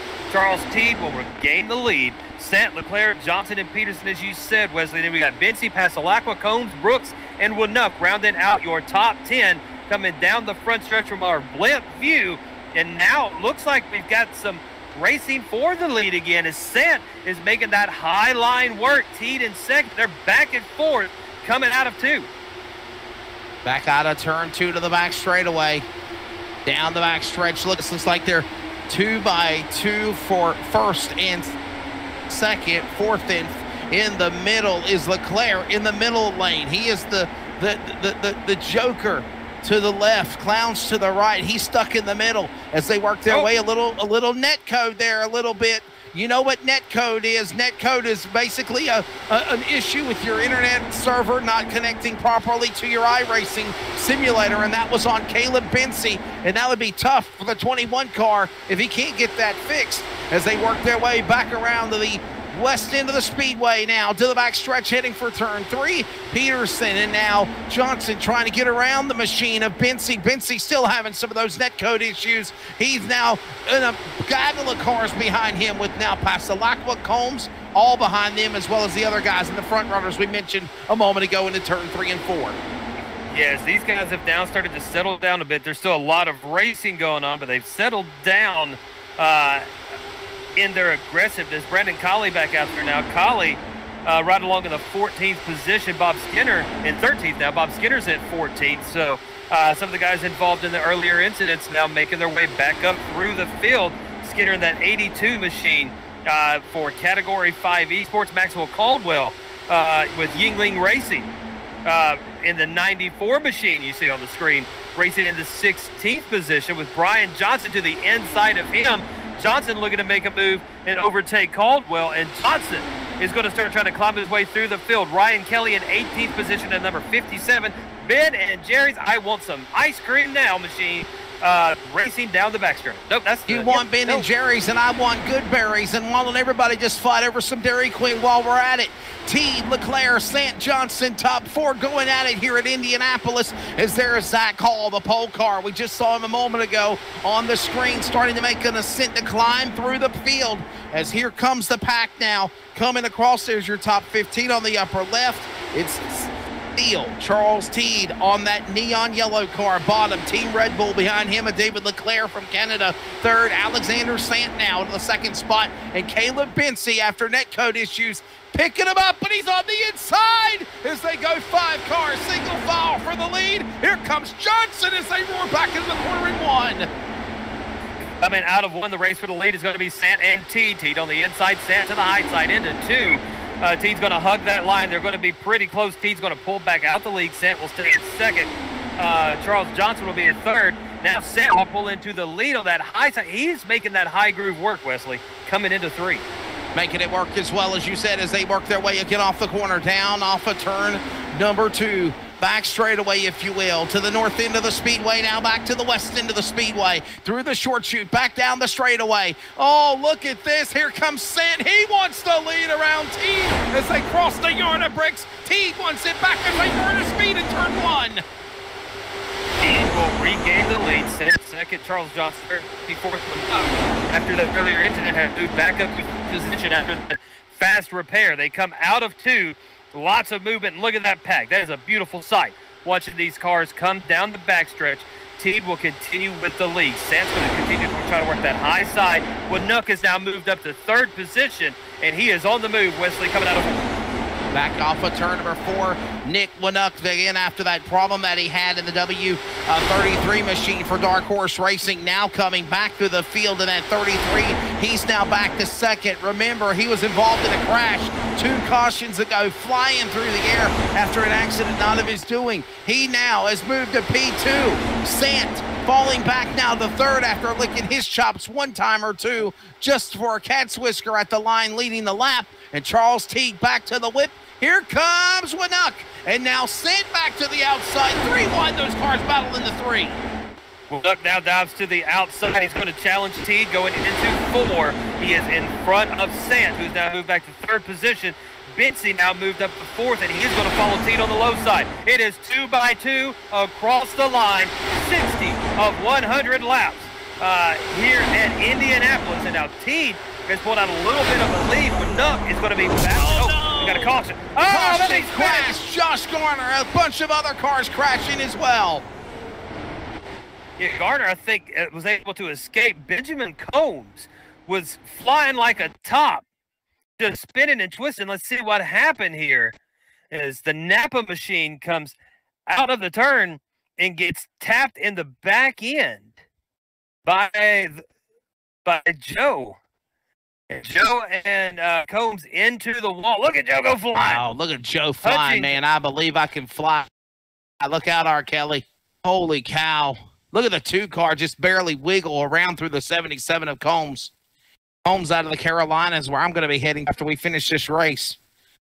And Hutchins goes all the way to the inside catch fence. Spectators aren't even phased. They're like, we know we're good. We're virtual. It's like upload. Nothing can hurt me. They're not practicing social distancing, if you will. No, and these cars aren't either. But now's the time that we can be acceptable of not using this 6-foot distance with the vehicles that are on the track. But man, they race so hard the first 60 laps. What's the last 40 going to look like? And Charles Teed is just like, I'm not waiting on the pace car. Y'all just need to catch up with me. He's way ahead. But and I will say this, Robert will bring you back in as host of this broadcast along with Lee. Gentlemen, this is what I was telling you before we had that caution, that excitement, that green flag run for over, 10, 12 laps that we saw. Yeah. That was really great racing. Teed, Winook, Sant, Bency, Palasqua, Pasalasqua, Johnson, Brooks, all these guys. And how about Brandon Cawley? Remember Brandon Cawley bringing out the first caution of the race?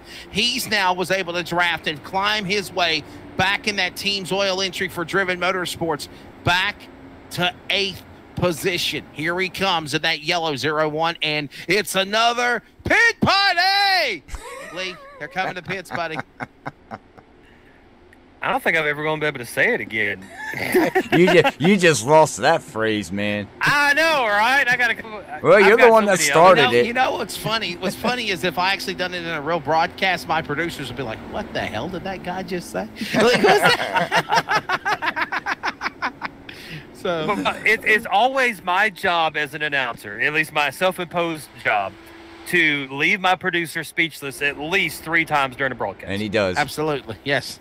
And he does. Like, yeah. That's all I'm saying. He does. As long as I can do that and I call a good race, then I accomplished my job. So, lap 62 of 100, we are back under caution.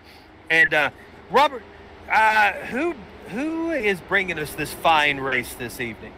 That would be Area 51 Racing League. Also, Gulf Coast Series, Indy Series League is bringing it. And then you got Dark Horse Racing also bringing it. So them are the 3 proud sponsors of tonight's race. Yeah, and they've been excited about this. They've been planning this race for weeks now. And to finally have it on the track and have everyone join us to watch it and all these guys. Oh, got a blinker. Is that Pasalacqua? No. AJ. No. AJ Musselman bleep there. But have everyone join us. Yeah, we appreciate it. The drivers appreciate it. The leagues appreciate it. And I want to thank you all for joining us this afternoon. So lap 62, as I said, of 100. And now, Wesley, strategy's going to change here. We've had most of these guys, they made a pit stop. So they could make it 40 laps if needed.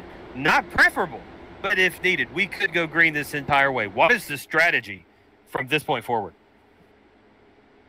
Oh, man, I feel like it just depends on what happens. If we get caution flags, then, obviously they're going to take advantage and make pit stops. So if we can get this long green flag run to happen, then so to be it. We have the lights off on the pace car, the wave arounds going on for a guy laps down or more to get at least try to get a lap back as the lights are off, and we're going to come back to green next time around. But, I can't call this thing. Man, the top 15, the top 12 for that matter, have thrown a blanket over them. They're literally proverbially right there within a cat's whisker of one another. The racing has been exciting. It's been intense. What a virtual Indy 250 to set the stage for the real Indianapolis 500 tomorrow afternoon on NBC in Indianapolis. I mean, you can't say Leclerc's going to win it. You can't say it's Teed or Sant. Any of these guys can win. When Nuck came back from a crash, we just mentioned Brandon Cawley a few moments ago. Josh Garner got involved in an accident. Bob Skinner got in an accident. So did Michael Spell. And now they're in the top 15 to possibly pull off a big victory here. So it's been a fun show. I think the last 37 laps are going to be just exciting as the first 63. I think it's going to be a little bit more exciting. I think it's going to ramp up within about 15 laps here. You're going to see guys start dicing in the back, going to the front. So Musselman pitted on 45. Leclerc pitted on lap 50. Everyone's pitted on 61. They're in this. So our front two, not with his front tires, but they have some used tires, but not so much that they're going to be slick or undrivable. We might actually see these front get a little bit distance before he's able to warm those up. Ready Somebody to come agree back with me. to the green flag. I will agree with you. I was just saying, I've made so many wow, statements that's just been left with silence. I'm like, guys, come on. Because we're back to green. Let's see what they can do again. 36 remain in the Indianapolis 250 here on Freaky Fast. And on the green flag jump, Musselman will now show his opportunities of strength to lead on the north end of the speedway off the short chute down the back straightaway. It's Leclerc getting it back for Team Red Bull out of Canada. Back to the leader. Will he? Musselman back to it, and they fight for it again out of turn 3.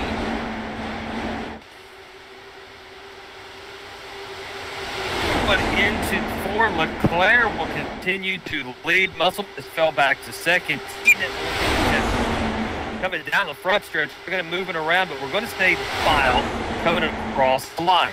Leclerc and Musselman are raced out, and you've got Teed and Sant right behind them, and then Nick Winuk in 5th position. Bentley now trying to make a move and come up and join that lead pack along with Passalova. Out of 2, down the backs, Leclerc and Musselman will continue to race for the lead. Teed in 3rd in our front. Now 7 have packed it up. They have. You better pack a big lunch if you're going to try to take down drivers like Leclerc, though. The man out of Canada is so strong. Musselman in 2nd spot. Then you've got Charles Teed. He's led most of the race of the Neon Yellow Machine, sitting back in 3rd. And how about Alexander Saint? This driver is from Indiana. That's his home state, the Hoosier State, where this virtual Indy 500 race is going on. Tomorrow, the big race, the 250 today. We got a car, contact, wiggle and a giggle. Hold on, save. No yellow. Keeps on going. He was all over the place. We had contact back in the back. We'll continue 66 of 100 here at Indianapolis. Leclerc will continue to lead. We're looking at Maxwell. He's in 50th position. Has Bull right behind him. Trying to chase down Kellen, who is in 10th spot. Coming down the front stretch. And we're going to shake everything up. Leclerc will continue to lead. Teed, Winuk, Musselman will be your top 4 as we ride along with Colley. As we talked about, Brandon Colley now back up to 11th position, trying to climb his way through this field. Now down the backstretch, Wesley. Back in that field, back into the corner into turn number 3 they go. Leclerc, the man out in front, to the west end of the speedway. They go to the north end from the short chute off of the corner now, roaring back a speed into the 3 corner. Now out of turn number 4, riding on board with Brandon Colley. He's coming. Watch that Pennzoil machine, damaged and battered from the first caution, back in the race and looking for first place as he's got a gaggle of traffic in front of him as they roar past the Yarda Bricks to turn 1. Into 1. Colley will continue to try to chase him down. Teed will be in 3rd position behind Winuk, who has now moved up to 2nd. Nick Winuk up to 2nd position behind Leclerc and working that low side draft. Teed now looks to the high side. Winuk goes way high here as we're going to dive it down into the turn, trying to use as much momentum as possible. Winuk going for the lead. Looking for the lead goes Winuk after flying through the air a couple of cautions ago. Now for Team Dark Horse Racing, he powers his Dallara to the outside lane. Weasel and now through is going to be Bincy. Bincy will go from the outside to the inside, back to the outside lane. Watch that 21 car, it's getting dicey. 3 wide for the lead for a second as they move on with Wink, Leclerc, and Johnson for the lead. He'll go to the lead out of turn number 2. Down the back straightaway, Leclerc will take it back, and they're still bobbing and weaving in the corner. Down the back straightaway. Pulled out the boxing gloves. It's such a match here in Squared Circle Indy style. To the bottom, Leclerc, Johnson, Bincy, a triple threat, if you will. And this goes on a little net code for the Canadian. He saves his car as they go into 3 of the north end of the speedway. Wow. What a race. What a race, Lee. Down the straightaway, coming to 30 laps to go. Pick your poison, fans. It's time to get down wild here in Indy as Leclerc, Bincy, and Johnson. Now you have Winuk, Teed, Sant, Passalacqua, Spale. Here comes also Brooks, a partridge in a pear tree. They're all closing in on the battle for the lead as they go down the back stretch heading for 3. Going into 3, Bincy will continue to lead. See on the high side, Johnson behind them, Winuk and Teed. Teed got a little loose coming out of 2 that time, or a little tight, excuse me. And now we're going to bring it down the front stretch. We're going to settle it down, go 2 by 2, and bring it across with lap 71 of 100. Leclerc and Bincy continue to go wheel to wheel, and now Teed is pulled up side to side with Johnson. And then you've got Sant and Winuk racing it, so 2 by 2 by 2. Then let's throw it by 2 again. Smell Brooks is going to do it as well. Whoa, that was close. Charles Johnson almost got hit by Teed there. Coming out of 2, we come down the backstretch. Johnson, you can see a great view right here of the top 3 with Bincy, Leclerc, and Teed. Bringing it into 3. Go through the chute. Going into 4. Teed's going to drop it down to the inside. Going to follow Bincy. Leclerc hung onto the high side. Sant now going to pass Johnson and be on the high side as well. Across the start-finish line, Leclerc will lead another lap. And Winuk has fallen all the way back to 6th position. These guys are trading spots like I used to trade girlfriends in high school. Did you literally just say in your commentary a moment ago that they're going to settle down 2 by 2? Dude, it's getting to the end of this thing. It's time to get freaky. Down the back straightaway, the north end of the speedway to the backstretch. Leclerc, the man out in front in Canada for Team Red Bull. Bensy in second spot. Moving on to Teed. They're flip-flopping, fighting for those spots. Back down into turn number 3. Now pulling back up to the lead is Caleb Bensy in the Pamtech 21. Even after those netcode problems, he now takes it back to the inside of the racetrack. They're still making their way, weaseling inside, outside, trying to find which lane will work. Cross the yard of bricks. 27 to go in Indy, back to turn 1. So yeah, they have it down some, and we got 30 laps to go. So that's why I said they're down to 2 by 2. As you see, there's not as much movement. There's not as much risk-taking going on right now. Yeah, there's some positions being overtaken, but these are smart passes. This isn't the craziness that we saw the first half of the race. So that is why I said that. You got it off the corner, back out of the turn. Leclerc, Bensy, Sant continuing on.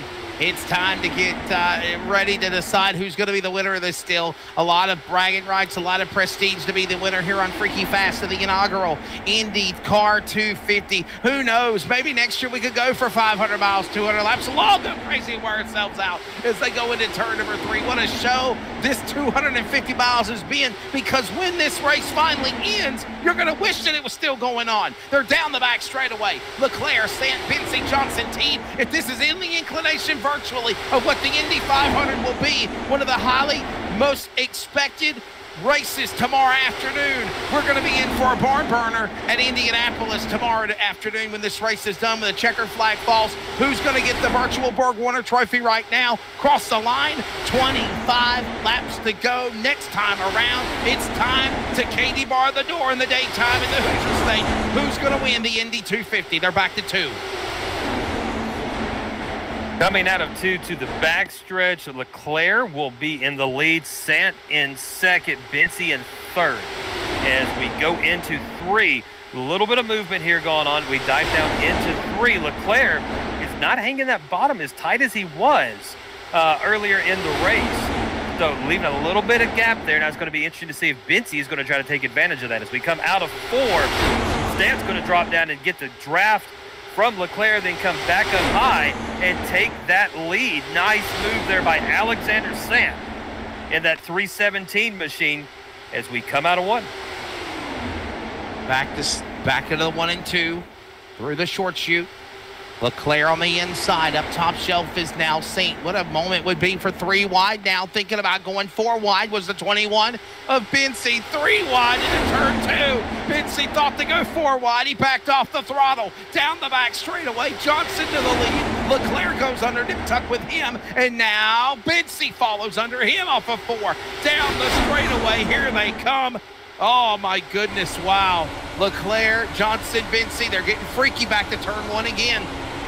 Bensy in third position, right along with him, right to the backside of Charles Johnson, who's now moved up to second position. Johnson right behind Leclerc. Sant's going to be behind Bensy as we come into 1. And now we are in the backstretch. Look at the draft. The way that this draft is working for Caleb Bensy right behind Johnson. Not only is it helping Bensy, it's helping Johnson as well push him to Leclerc, to Leclerc, as he has now a 0.2 of a second lead over second position. Now we look behind Caleb Bensy. Nick Winuk now goes to the high side, down the front stretch. Down the straightaway, they go back across the yard of bricks, back into turn number 1. Winuk with a powerful move, a daring move, if you will, to the outside. But there's your running on board with the Scenic Entry Firestone. Caleb Bensy, number 21 from Ohio. He's down to the bottom of the racetrack. Meanwhile, the top 4 cars in front of him, top 3 for that matter, all stay down single file. Or will they? Up top shelf, couple of cars getting antsy, led by Sant, starting a new line around Team Red Bull leader Leclerc as they goo off the west end of the speedway and come back to the yard of bricks off of turn 4, closing in on 20 to go here at Indy. Whoa, pit stops. Pit stops coming in. We weren't expecting this. Leclerc to pit road. Yeah, I'm not sure what happened with that. Sant will take lead. Johnson will move up to second, but man, it's this immediate pit stop. Wasn't even thinking twice about it. So Sant will bring it through. Johnson second, Benzie third, Winucka in fourth. That brings James Brooks up to fifth position. Then Teed, Spell, Hall, Johnson, and Kelly. Zach Hall, Brian Johnson, 8 and 9 now. Category 5 making their move. As we come out of the turn, Zach Hall, as we're watching him, man, Zach Hall and Brian Johnson, they are working very well together as a team right now. Remember, Zach was the fast qualifier, and if you remember, he came to the pits at the end of the first caution on lap 1.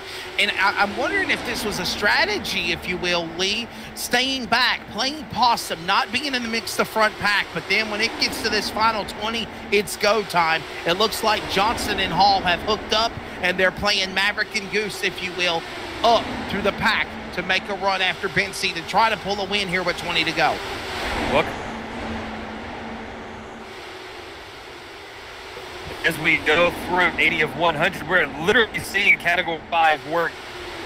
Great team racing right now. Ryan Johnson and Zach Hall. Got Bob Skinner in 10th position. He's a Cat 5 guy as well. They'll all try up. Everybody, now we're starting to see some more matriculate in from the pit stop. So it looks like they're going to want to try to get fresh tires with 20 to go to race it out to the end. Charles M. Johnson now into Benzie and Brooks third, Hall fourth, Zach Hall up to fifth position with those pit stops. So my question is this, Nick, Lee, we see in Nick Winuck and the leader, Leclerc, and so many others that were in the front runners come to the pit lane. Now Charles Teed on pit exit, so is Josh Garner. Are they kicking themselves because of that last caution flag that they did not come down pit road like the leader Leclerc was whenever he psyched everybody? Remember that? Yeah, I mean, that was an excellent thing for Leclerc when he did that little mind trick trying to get some people down there. But now to see that strategy not pitting is going to pay off. We're coming down the backstretch. Benzie will regain the lead. Johnson will be second, Spell in third position. Zach Hall now in fourth position, right behind him. And then the fifth, Ryan Johnson, to catch up to the big pack, will be sitting in sixth. As we ride along with Charles M. Johnson, we come out of 4, and now they're going to pit. So Benzie and Johnson into pit. And my question is, when do you come? When do you come down to the pit lane? We just saw now Benzie pit. We just saw Johnson pit. I mean, literally give the lead back to the pole sitter here, the Indy 250 for Category 5, Zach Hall. Can he go to the finish? 17 remaining at Indianapolis. Hall and Kelly and Spell now the top 3 to the west end of the speedway in 3. Brian Johnson moving up now to 4th position in this lead pack. So 2 guys out of Category 5 will be in the lead pack with separated by Ryan Kelly and Michael Spell. As we bring it through the turn and now down the backstretch, Zach Hall will race Ryan Kelly, who drops down to the inside. Nice run there by Kelly. Will overtake the lead as we go across the start-finish line into 1. It's going to be Kelly, Hall, Spell, Johnson, Skinner, as Bob Skinner has now moved up to 5th position. Brandon Colley up to 6th. Maxwell Caldwell up to 7th. Benzie now has fallen back to 8th throughout the pit stop. Santa 9th, and Charles M. Johnson in 10th. Now we got some racing going on with about 16 to go. The pole car back out in front in Zach Hall. He's again for Category 5 Esports leading the way. Again, Kelly behind him, Spell behind him. More cars making entrances onto the pit lane. Kelly gives up 3rd. Spell gives up 4th. Here comes Bob Skinner, Brandon Colley. They're all in the pits back to turn 1. Who's going to kiss the virtual? Who's going to kiss the virtual yard of bricks? Who's going to drink the virtual milk in victory lane and hoist that virtual Borg Warner trophy here at Indy? Zach Hall, the pole car, back down the back straightaway, going to 3 and still out in front. Zach Hall into the lead. Brian Johnson in 2nd position. Johnson is he's a winner. He's an end of the race, late race, strong running winner. And this is the perfect position for Brian Johnson to be in, along with Zach Hall as well. But now they're going to come in and take their final pit stop. Sir. They did it with 16 to go. Oh, no, Johnson hit the wall! Johnson hit the wall. He was trying to avoid that cone. Hit the wall coming into the pits and cannot get spun around. Wow. Disaster. And there will be no caution because it happened on a safety part of the course in the pits. No yellow flag. Watch the replay, the blue car.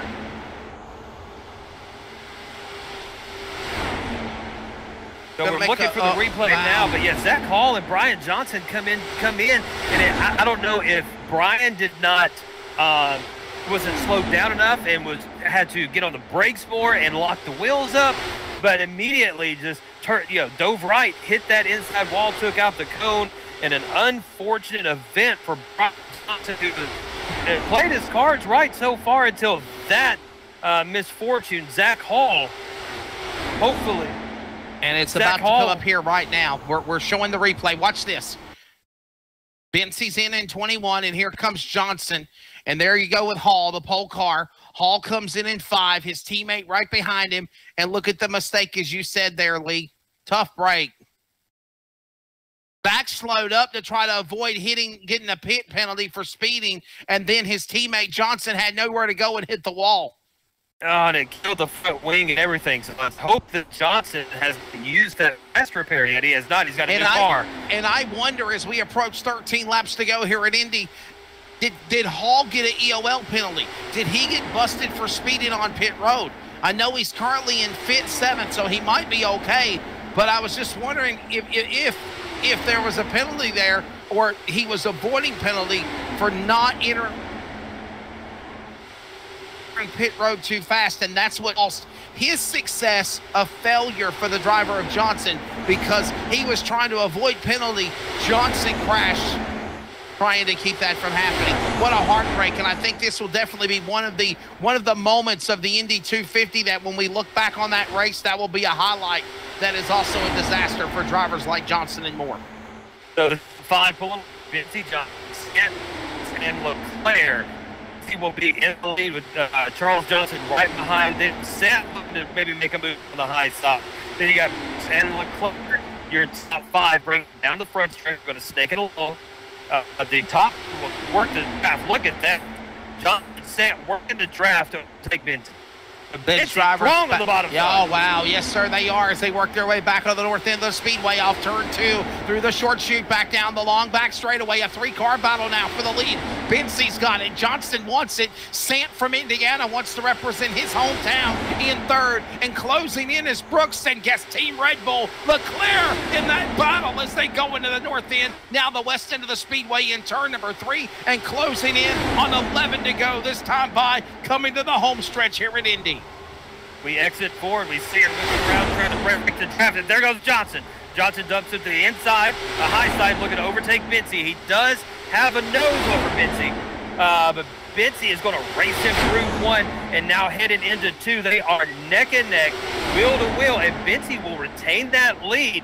As Johnson just did not have the run. And now look at Sant. Sant's looking to try to make something. He's going to drop down to the bottom side, draft with Bensie. Brooks goes to the high side to draft with Johnson as we come out of 3, headed to 4, Wesley, and we have got a race going on. 10 to go when we cross the line. 10 laps to go. This by when they moved on the inside. There goes Bensie giving a shove as Johnson through the middle. Comes Sant, and also Johnson going to the lead. Man, what a move. They're 10 to go here at Indianapolis, and it's about to get good here to the finish. They're in turn 2.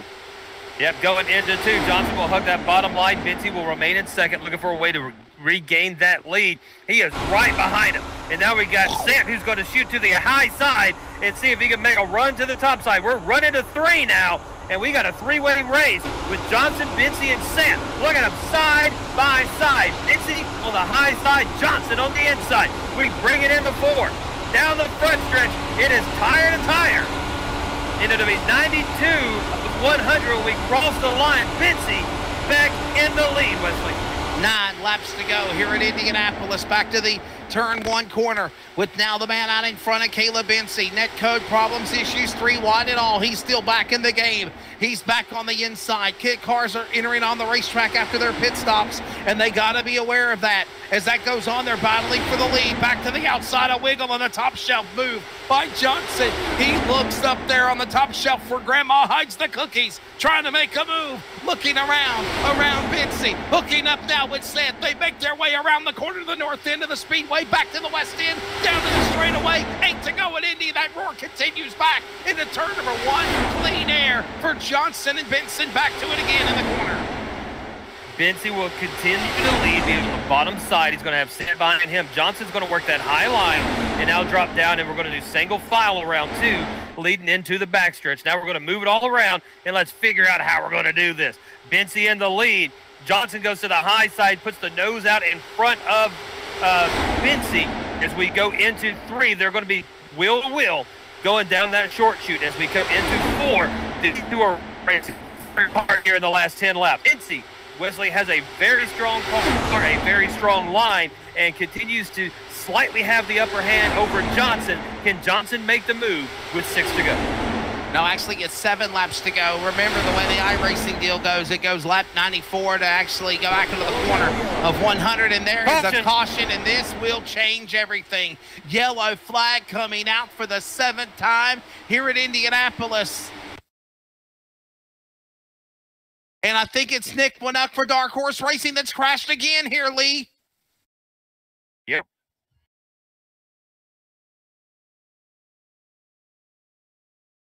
Oh, he turned in front of him.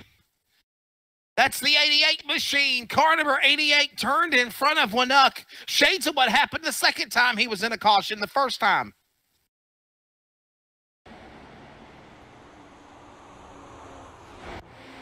It looks like the 88 Lee, and that is the driver of Michael Spale turned or just got into Nick Winock's car, and that's what causes the caution.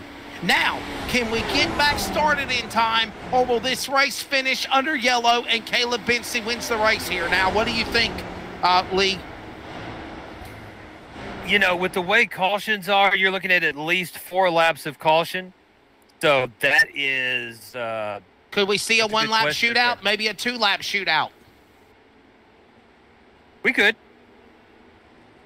No, IndyCar does not do green-white checkers. They if they're following under the IndyCar format, if there's a caution and if they're at the end of the race, if there's a yellow flag, the yellow flag ends the race. They do not have a shootout, no, wild overtimes, nothing like that. So my question is this: we've noticed around 3 laps or so, we're working lap 95 complete now, because if you remember, and as I was trying to say, even though it says 95 of 100, in the real world, we would say 5 laps to go. Technically, we are on 6 laps to go. When they cross the scoring loop and it's lap 96, it's actually 5 laps to go. So, because actually they'll take the white flag on lap 100 of 100, and then they race back to the checkered flag. I don't know who created that. I don't like it. I've always had issues myself, Lee, calling races with it. But I'm just trying to tabulate and see, can we get the pit stops done, the wave around, the 1 to go, and see if we can get back to green flag by lap 98, I'm predicting. Hopefully we can. Yeah, and mine was just because I was made a mistake, not because I don't know how it works. So just to make sure you understand that. You chastised me for 2.5 minutes about why I was wrong. So yeah, no, I understand that part. It's just I ended up and it was in the yellow. It's a little hard to see. So I apologize for my mistake, sir. Hey man, don't be like that. It's all good. You're fine, brother. Come on. No, you're fine. You're fine, Lee. You're fine, brother. It's all good. Hey, I literally like it either. I really don't like it either. But yeah. But hey, I'm not coming it from my vantage point with my regular equipment. I am literally still sitting in my car. People keep coming outside the office looking like, "What the hell are you doing?" So I got a headset on. Doing? Yeah, I've got my big headset on, sitting here talking to myself, and everybody's like, what is this guy doing? And there's people that work for me, they're like, so my manager's crazy. He might need to be medicated. Hey, next time just roll your window down and just start, calling the race. Just, pantomiming to him. Absolutely got the air conditioner going. Man, I am not a heat wave kind of guy. So yeah, I cannot do I've actually been in, it sounds terrible, but I went to a hotel one time for work, and the air conditioner would not cool the room below like 72. I called the front desk, was like, you got to give me a different room. I can't stay in here. It's too damn hot. 72? It's too hot for you? Yeah, Yeah. Are you like a polar bear, Lee? You got to have like under 60 degrees, 50 degrees? My wife, that's my nickname. My wife is the panda bear, and she calls me the polar bear. Oh, I got it. It's kind of strange that you say that because actually I call her Mama Bear and she calls me Papa Bear. So, yeah, we kind of have a bear thing related with one another. I mean, you know. Lap 97 of 100. One to go. One to go, guys. One to go. I was right. They're going to come to green on lap 98. They're going to come back to green on lap 98, Lee. So this is going to give them 9,900. What, 2 laps? 3 laps? It'd be a 2-lap shootout if we go green on 98. It'd be 3. It'll be 3 laps. But is the lights off? Yes. Yes, they are. Cool. So yeah, we will be at 98. So 3-lap shootout to the finish here for the Indy 250, presented by your Gulf Coast IndyCar League Area 51 Dark Horse Racing, and of course, Freaky Fast Broadcasting. Lee Tidwell, Robert Moya, and Wesley Outland joining you here this wonderful Saturday afternoon as we get set for a shootout to finish off this outstanding race. We have seen highs, we have seen lows, we've seen great moves, we've seen mistakes, we've seen it all so far, and it's not over yet. No, sir. It is not. One more time. And when we come out of 4, the pace car will go in, and we will bring it back to green. 3 laps to go. Bensy in the lead. Charles Johnson in second. Sant third. Brooks fourth. Leclerc fifth. Zach Hall up to 6th. Pastelak was 7th. Garner 8th. Johnson 9th. Ryan Kelly in 10th. The pace car goes off, and here we go. Green flag. Caleb Bensy will bring them to the line as you hear those Indy cars starting to rev up. Johnson right behind them. It is a 3-lap shootout for all the glory here at Indianapolis. We go into 1. Bensy will hug that bottom line. Have Johnson right behind him. Sant's going to start working the high side already, along with Brooks. Brooks is going to go to the high side as well. Coming out of 2, down the backstretch, are starting to mix it up, and we're going to see some racing here, Wesley. 3 wide down the backstretch. To the west end of the speedway, possibly the most important restart ever for Caleb Bensy, but here comes Canadian for Team Red Bull, David Leclerc, back to the outside lane, looking for the lead. Pole car, Zach Hall, back in the battle. Watch the Lucas Oil machine to the line. There are 2 to go, and Indy down the straightaway as they cross the yard of bricks. 3 wide for the lead. Somebody lift. They're going door to door from 3 wide into turn 1. Bensy's going to get into 1 to have to the high side of him. That Hall's played in the 3rd position. He's going to hug that low line followed by Johnson and Sant. We come out of 2 down to the backstretch. And 2 are door-to-door, Bensy and Leclerc. Zach Hall is looking for his move. Coming into 3. Everybody is looking at what's going to happen. Oh, we almost got a red flag. Coming into 3. Zach Hall maybe takes 2nd position. Taps there with Leclerc. Out of 4, Bensy is now built a little bit of a lead. You've got Leclerc and Hall. There's a big one. White flag, and there's a big crash. Oh, no. Charles M. Johnson is involved in that incident. This race is going to finish under caution, boys. They took the white flag and had a big wreck. And David Leclerc is going to get back around unofficially to the lead. Wow. Watch this. Yes. So watch it. That's Out 88. of nowhere. That was the number. Was that the 13 car? Number 18, Charles Johnson. 59 involved as well, representing NASCAR. The 27, the 22. 82 of Bob Seger. The 12. The 12 is trying to avoid it, but he can't. We got him crashing Wow. into the pit lane. Bouncing over retaining walls. Wow. That Talk is about one of the going out most with a bang. That's one of the most violent crashes I've ever seen. And that, mind my you, friend, will do it. and mind you, if you will, I know we're showing the replay. We need to go back to live pictures because I think this race is official. It is going to be over. This race is going to be officially over. They are not going to complete this race. They were going to come across the line here and take the checkered flag. I hate to break your hearts for those that are new fans of virtual IndyCar, but they just do not do like Cup Series does. They do not have no shootouts. They do not have no overtimes. They literally finish the race the scheduled distance, and that's the way they do it. This race will end. Lee, call the winner of the Indy 250, my friend. It will be the number 21 of Caleb Bensey. Will take victory. A great race by Bensey. Leclerc in second, Kelly third, Zach Hall finishes fourth, Brian Johnson will finish fifth. And we'll have a full rundown of your finishing order and also interviews with Caleb Bensey, David Leclerc, and Ryan Kelly when we come back here. A short break on Freaky Fast Broadcasting. This has been the Indy 250, and we'll be back in just a moment. I don't know, guys. Hang on.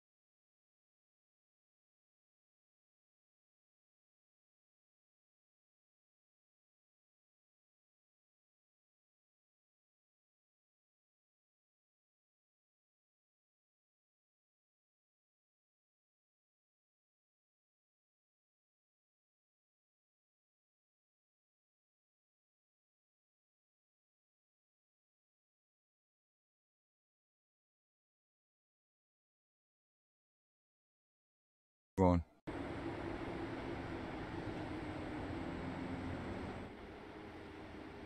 All right, ladies and gentlemen, we said we were done, but you know what? We're not done. We decided we're not done.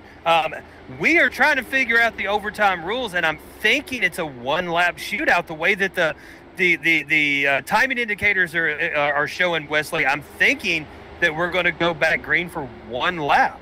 Yes, sir. Yes, sir. And what really gets me is, you know, if they would have gave us the memo on this, definitely a lot of better communication would have been to describe what's going on, because I'm as puzzled as you are, Lee. Normally, and I mean this, with the IndyCar races, they do not have overtimes. They do not have shootouts. They run the scheduled distance, and if they crash and they can't complete it, they throw a checkered flag. And it makes me sound like a fool, because we're saying the race is over. The race is not over. They got to come back and race again for one more lap. Look, man, if that's the first time you sounded like a fool on a broadcast, you ain't done this long enough. That's true. That's right, yeah. I do it at least 3 times a race. The question is now, what the hell kind of lap? This is going to be freaky, okay? Freaky with a KK, capital KKKY. What are we going to see when they drop the green for one lap for all the marbles here tonight, Lee? Oh, my goodness.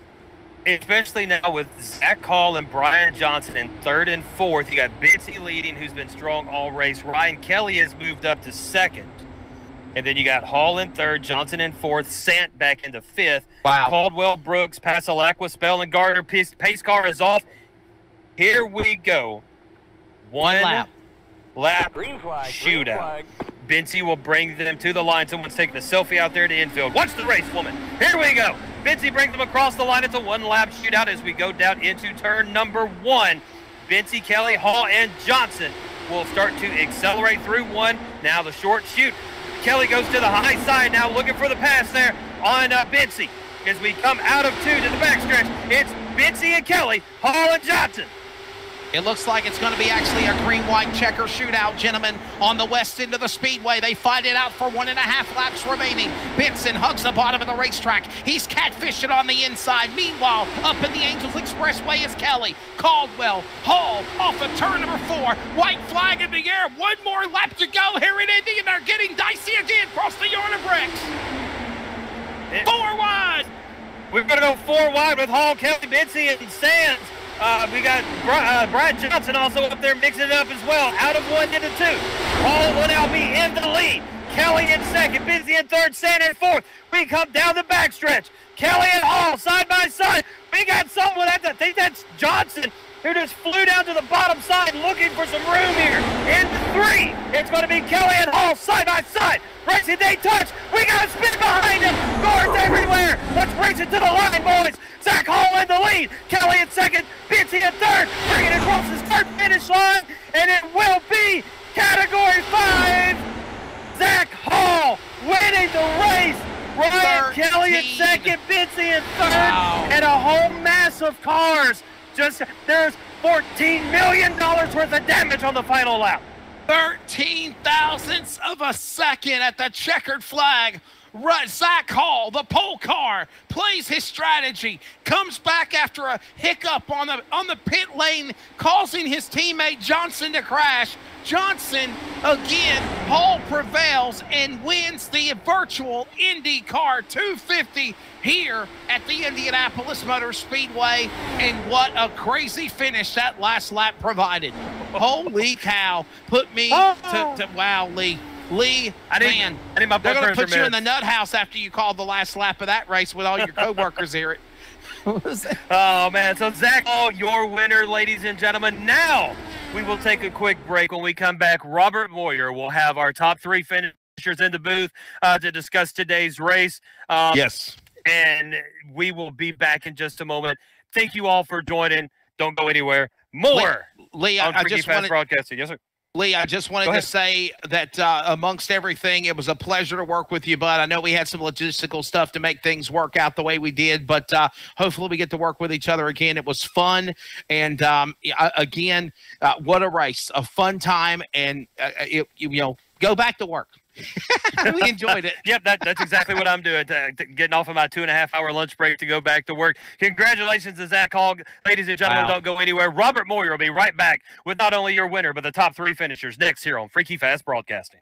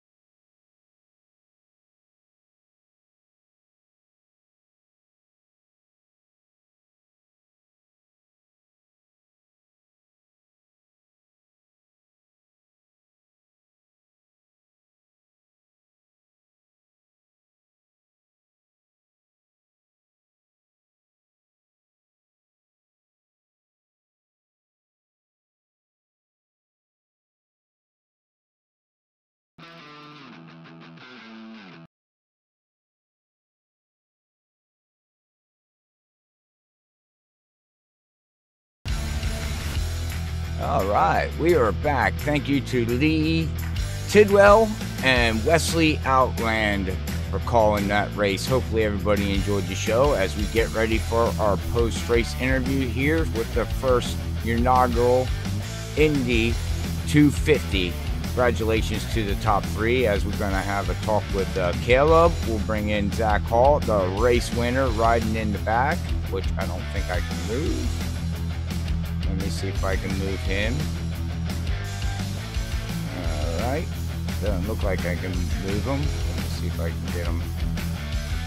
All right. Got him down there. All right. And Ryan Kelly. I'm over at Area 51. Give me a second, everybody. And I'm trying to get everybody ready. All right. There we go. All right. So as Caleb, we're going to get ready to have an interview with Caleb here. Thank you again, everybody, for us getting everything ready. Hopefully everybody enjoyed the show here tonight. or this late afternoon. We do appreciate everybody coming along, and don't forget to hit that like and share on Facebook. And also, if you're on the YouTube side, don't forget to hit that share to your favorite platform of your social media, or subscribe so you don't miss any of our actions. But all right, well, let's see how this interview goes here with Caleb. Caleb, Robert up in the booth. Got a copy, buddy? Yes, I do. Oh, man. Well, congratulations, man, on the first running here with this Indy 250 with these guys.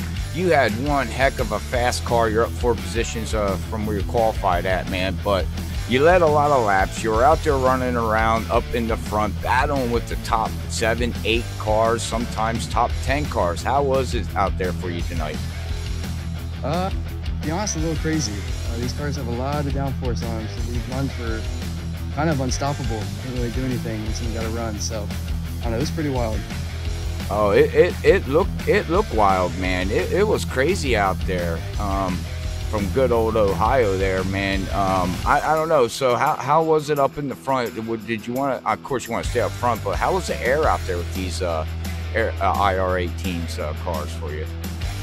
Well, this particular setup, it was there wasn't a ton of aero wash until late into a run, but outside of that, there was big drafts, and like I said, unfortunately, that's all I could do at the end. I was holding it wide open, and of course, everyone just gets massive runs on me. But yeah, frustrating, I guess. Yeah, I can understand. You're up front. You led a lot of laps out there. And that was going to be my last question to you here tonight, or this afternoon.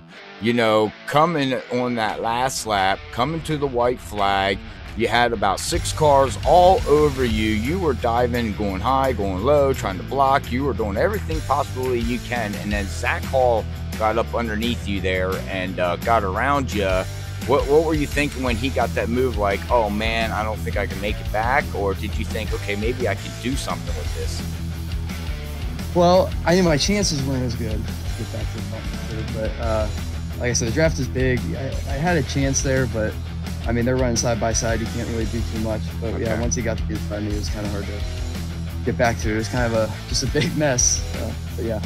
Well, you stayed out of all the action and all the yellows, and then that last big wreck on the last turn, man, cars, I think half the field was knocked out of the race. I don't even know how many were involved into that, but you made it through it all, man. You're going to bring it home third here for the first time here, like I said, with this Indy 250 brought to you by Gulf Coast and Area 51 and Dark Horse Racing. Hopefully next year we'll have another event like this for the 2nd year in a row. But man, does anybody want to give a shout out for this 3rd place finish, bud? Yeah, I'd like to thank all my family and friends for watching. I know they tune into a lot of these every chance they get, and I know they enjoy it. So I want to thank them all for watching, and thanks for everyone who put on this show. And hopefully, like you said, we can do it again next year.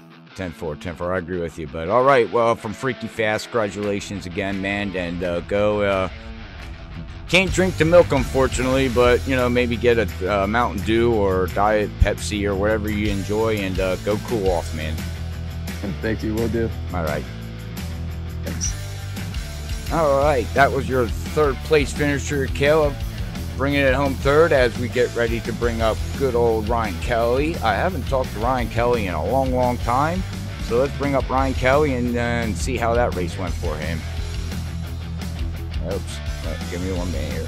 Get him. Ryan, Robert up in the booth, got a copy, buddy? Yes, sir. Man, long time no talk, but congratulations on your 2nd place finish, man. How was the race out there for you tonight? Minus the cautions, it was pretty good. Just riding in the back and waiting until the end to make the money moves. But congrats to Zach. It was a great finish, and 2nd place. It's not bad. Yeah, you were staying into the back there with Zach and Brian and the Cat 5 guys. You stayed out of the front for, oh my goodness, probably about 30 laps to go. When was your time to make the move? When were you planning on, okay, I can't sit back here no more. I got to get up to the front. I got to start getting racy? I was thinking probably right after that last green flag pit stop. Once the car started dipping in the pit, I started to try and push as hard as I could, and then I was pushing Zach there, trying to catch him before the caution came out. And then I actually pit again once the caution came out, just to get tires. I thought they'd be important for the finish. Oh, okay. Well, were they important? Because you did. Zach pitted on lap 85. You pitted on last time. Shows 105, which I don't think is right. I think it was lap 100 with Charles Johnson. So was there a difference on the way the car handled out there with the fresher tires? Honestly, we were going so fast, I'm not even sure. I just thought because of dirty air, if I was stuck behind people, it might have helped a little. I couldn't even really tell. We were going so fast. It was all so quick. Yeah. Well, yeah, going 240 miles per hour. I'm sure everything just went by so fast you didn't even know what happened, right? Barely. Well, all right, man. Well, hey, look, you take that Ben & Jerry's ice cream, go cool off. You get a second place finish here for the first time ever here with Indy 250. Hopefully next year we'll have another event at the same time here, and hopefully you'll be in the race, which I'm assuming you will be. But is there anybody you want to give a shout out to, Ryan, before I let you go on tonight's second place finish? But yeah, shout out to Zach for the win, Maxwell for my teammate that race, and Larry for being my crew chief. Oh, there you go. Larry Yinger? Yeah. Oh, all right. Well, I'm going to have to give a big shout out to him. He might not have been out on the track, but he sure called one well of a race for you, man. Yep. All right. Well, congratulations again here from Freaky Fast Broadcasting, and God bless you, and hopefully we'll talk to you soon again, man. Yeah, take care, Ryan. You too, buddy. All right. That is our second place finisher. Now let's bring up Zach Hall. Category 5, brings it home for the race win. Puts it on the pole, ladies and gentlemen, and then he turns around and brings it home for a win. This is going to be an interesting interview, I can say this much, because I'm sure he's yipping and yelling. He did a lot of practicing lately here to get ready for this event, so I'm going to bring up Zach.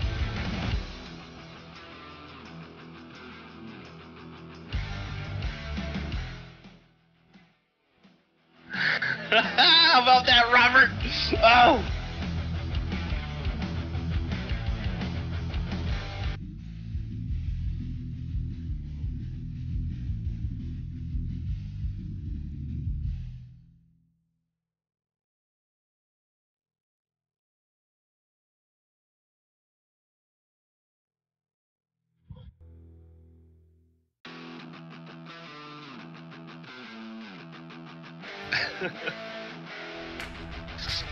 I got it. I already got it with me.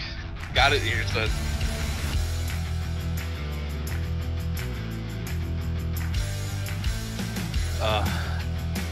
Man, I'm kind of blacked out after that race. I'm not gonna lie.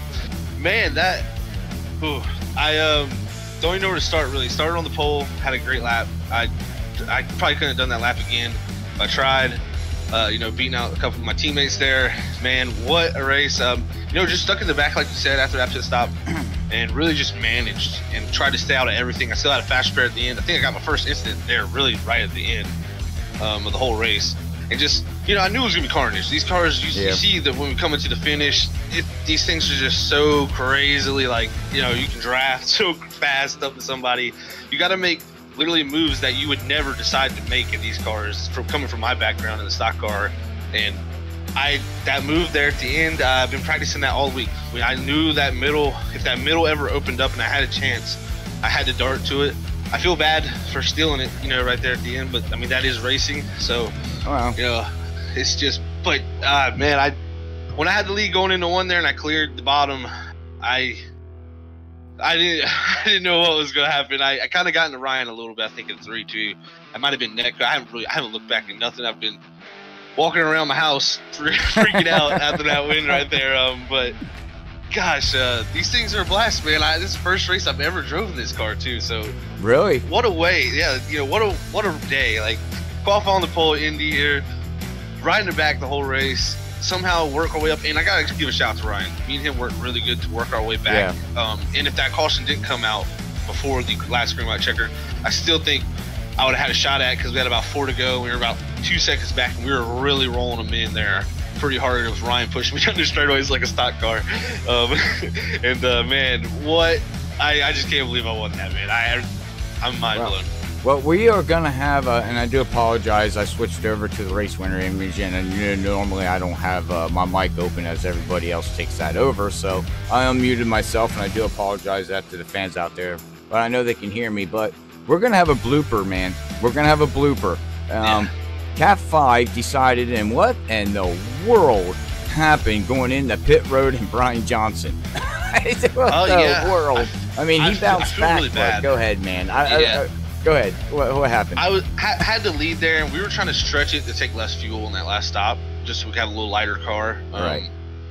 And when he came in, I told him I was going to be pretty easy, and he had a pretty good gap behind me, but I think he didn't think I was going to be that easy on the entry.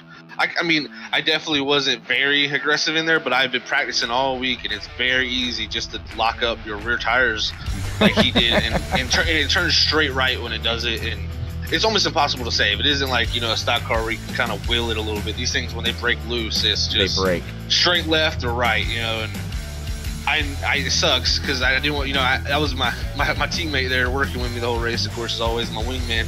And but luckily he got back up in there at the end, but I think he actually got into somebody there. But yeah, man, I'm just happy to come out here with one of our guys here up in the front, and we all show pretty good. It sucks a couple of our guys got taken out. Cedric really had a really rough race accidentally and got kind of clobbered a few times. So, but that's racing, man, and I'm worn out. I had to turn the fan on after this and get right under it, like. Whew, I was about to pass out. Now, I got to ask you if you can do it, and I don't know if you like selfies, but can we get a selfie of you drinking the milk? Oh, yeah. All right. Definitely. Okay, they'll be on Freaky Fast Broadcasting's Facebook page. If you don't mind, I'm asking for permission. I'm gonna pour it all over me. No. It's gonna be everywhere. Oh, that's gonna be fun. All right. Well, stay tuned for that picture, everybody. But man, yeah. I could sit here and talk on, man. It was a long race. It was up and down for all you guys and everybody that was in this race. But yeah. Well, man, before I let you go, what do you want to give your final shout outs here for tonight? And I'm assuming you're gonna take that $50, put it back into the car, and you're gonna get ready for next year's event. Yeah, definitely gonna be used $50 there. Actually gonna pay my internet bill, so that's a nice $50 there to pay that. So yeah, first off, shout out to all the guys that put this on. Charles Teague, he's done a lot with this. Joe Hutchins, Charles Johnson, all the guys that put this on. Yeah.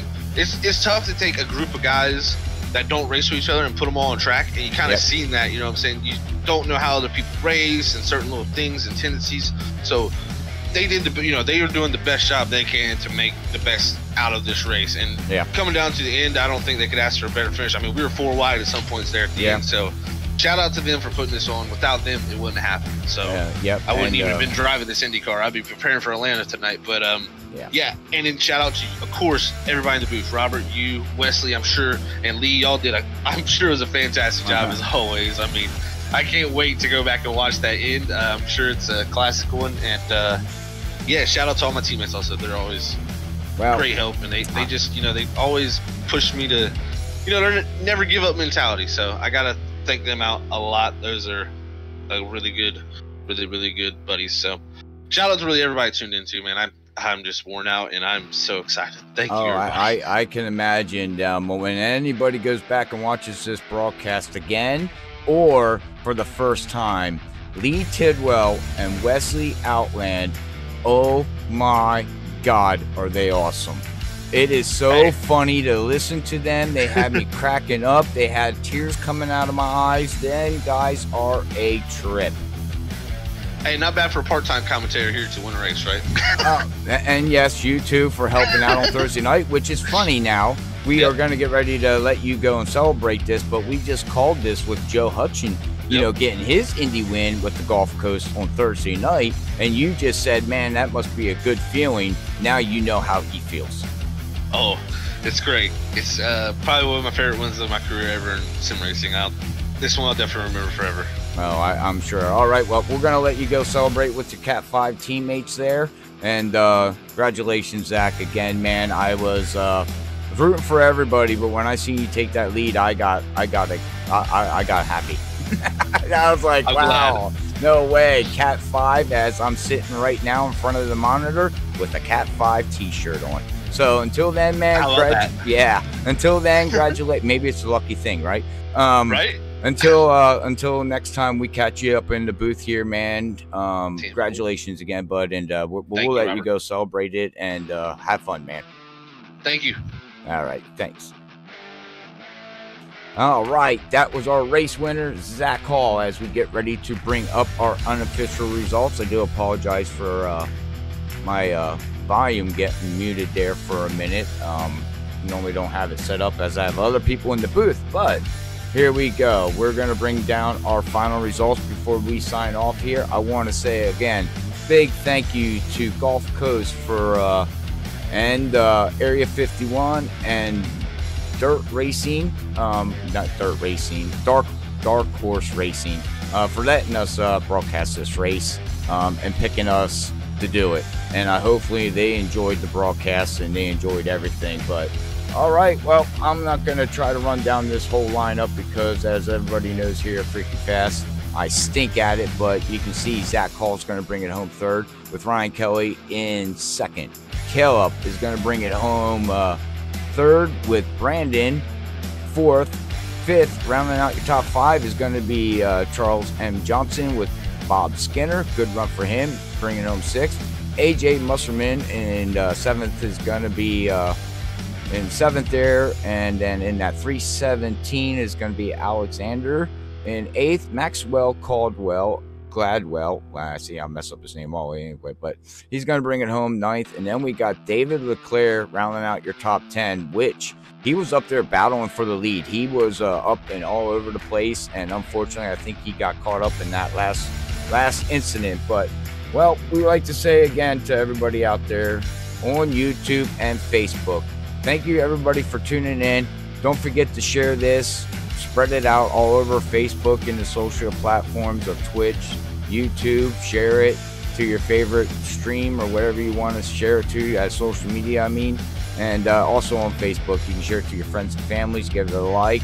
Don't forget to follow us on Facebook and like us on Facebook. But until then, I want to say again, thank you to Lee Tidwell and Wesley Outland for calling the race, and hopefully everybody enjoyed that. But until then, we'll catch everybody Sunday night with Sim Racing Unleashed at 7:50.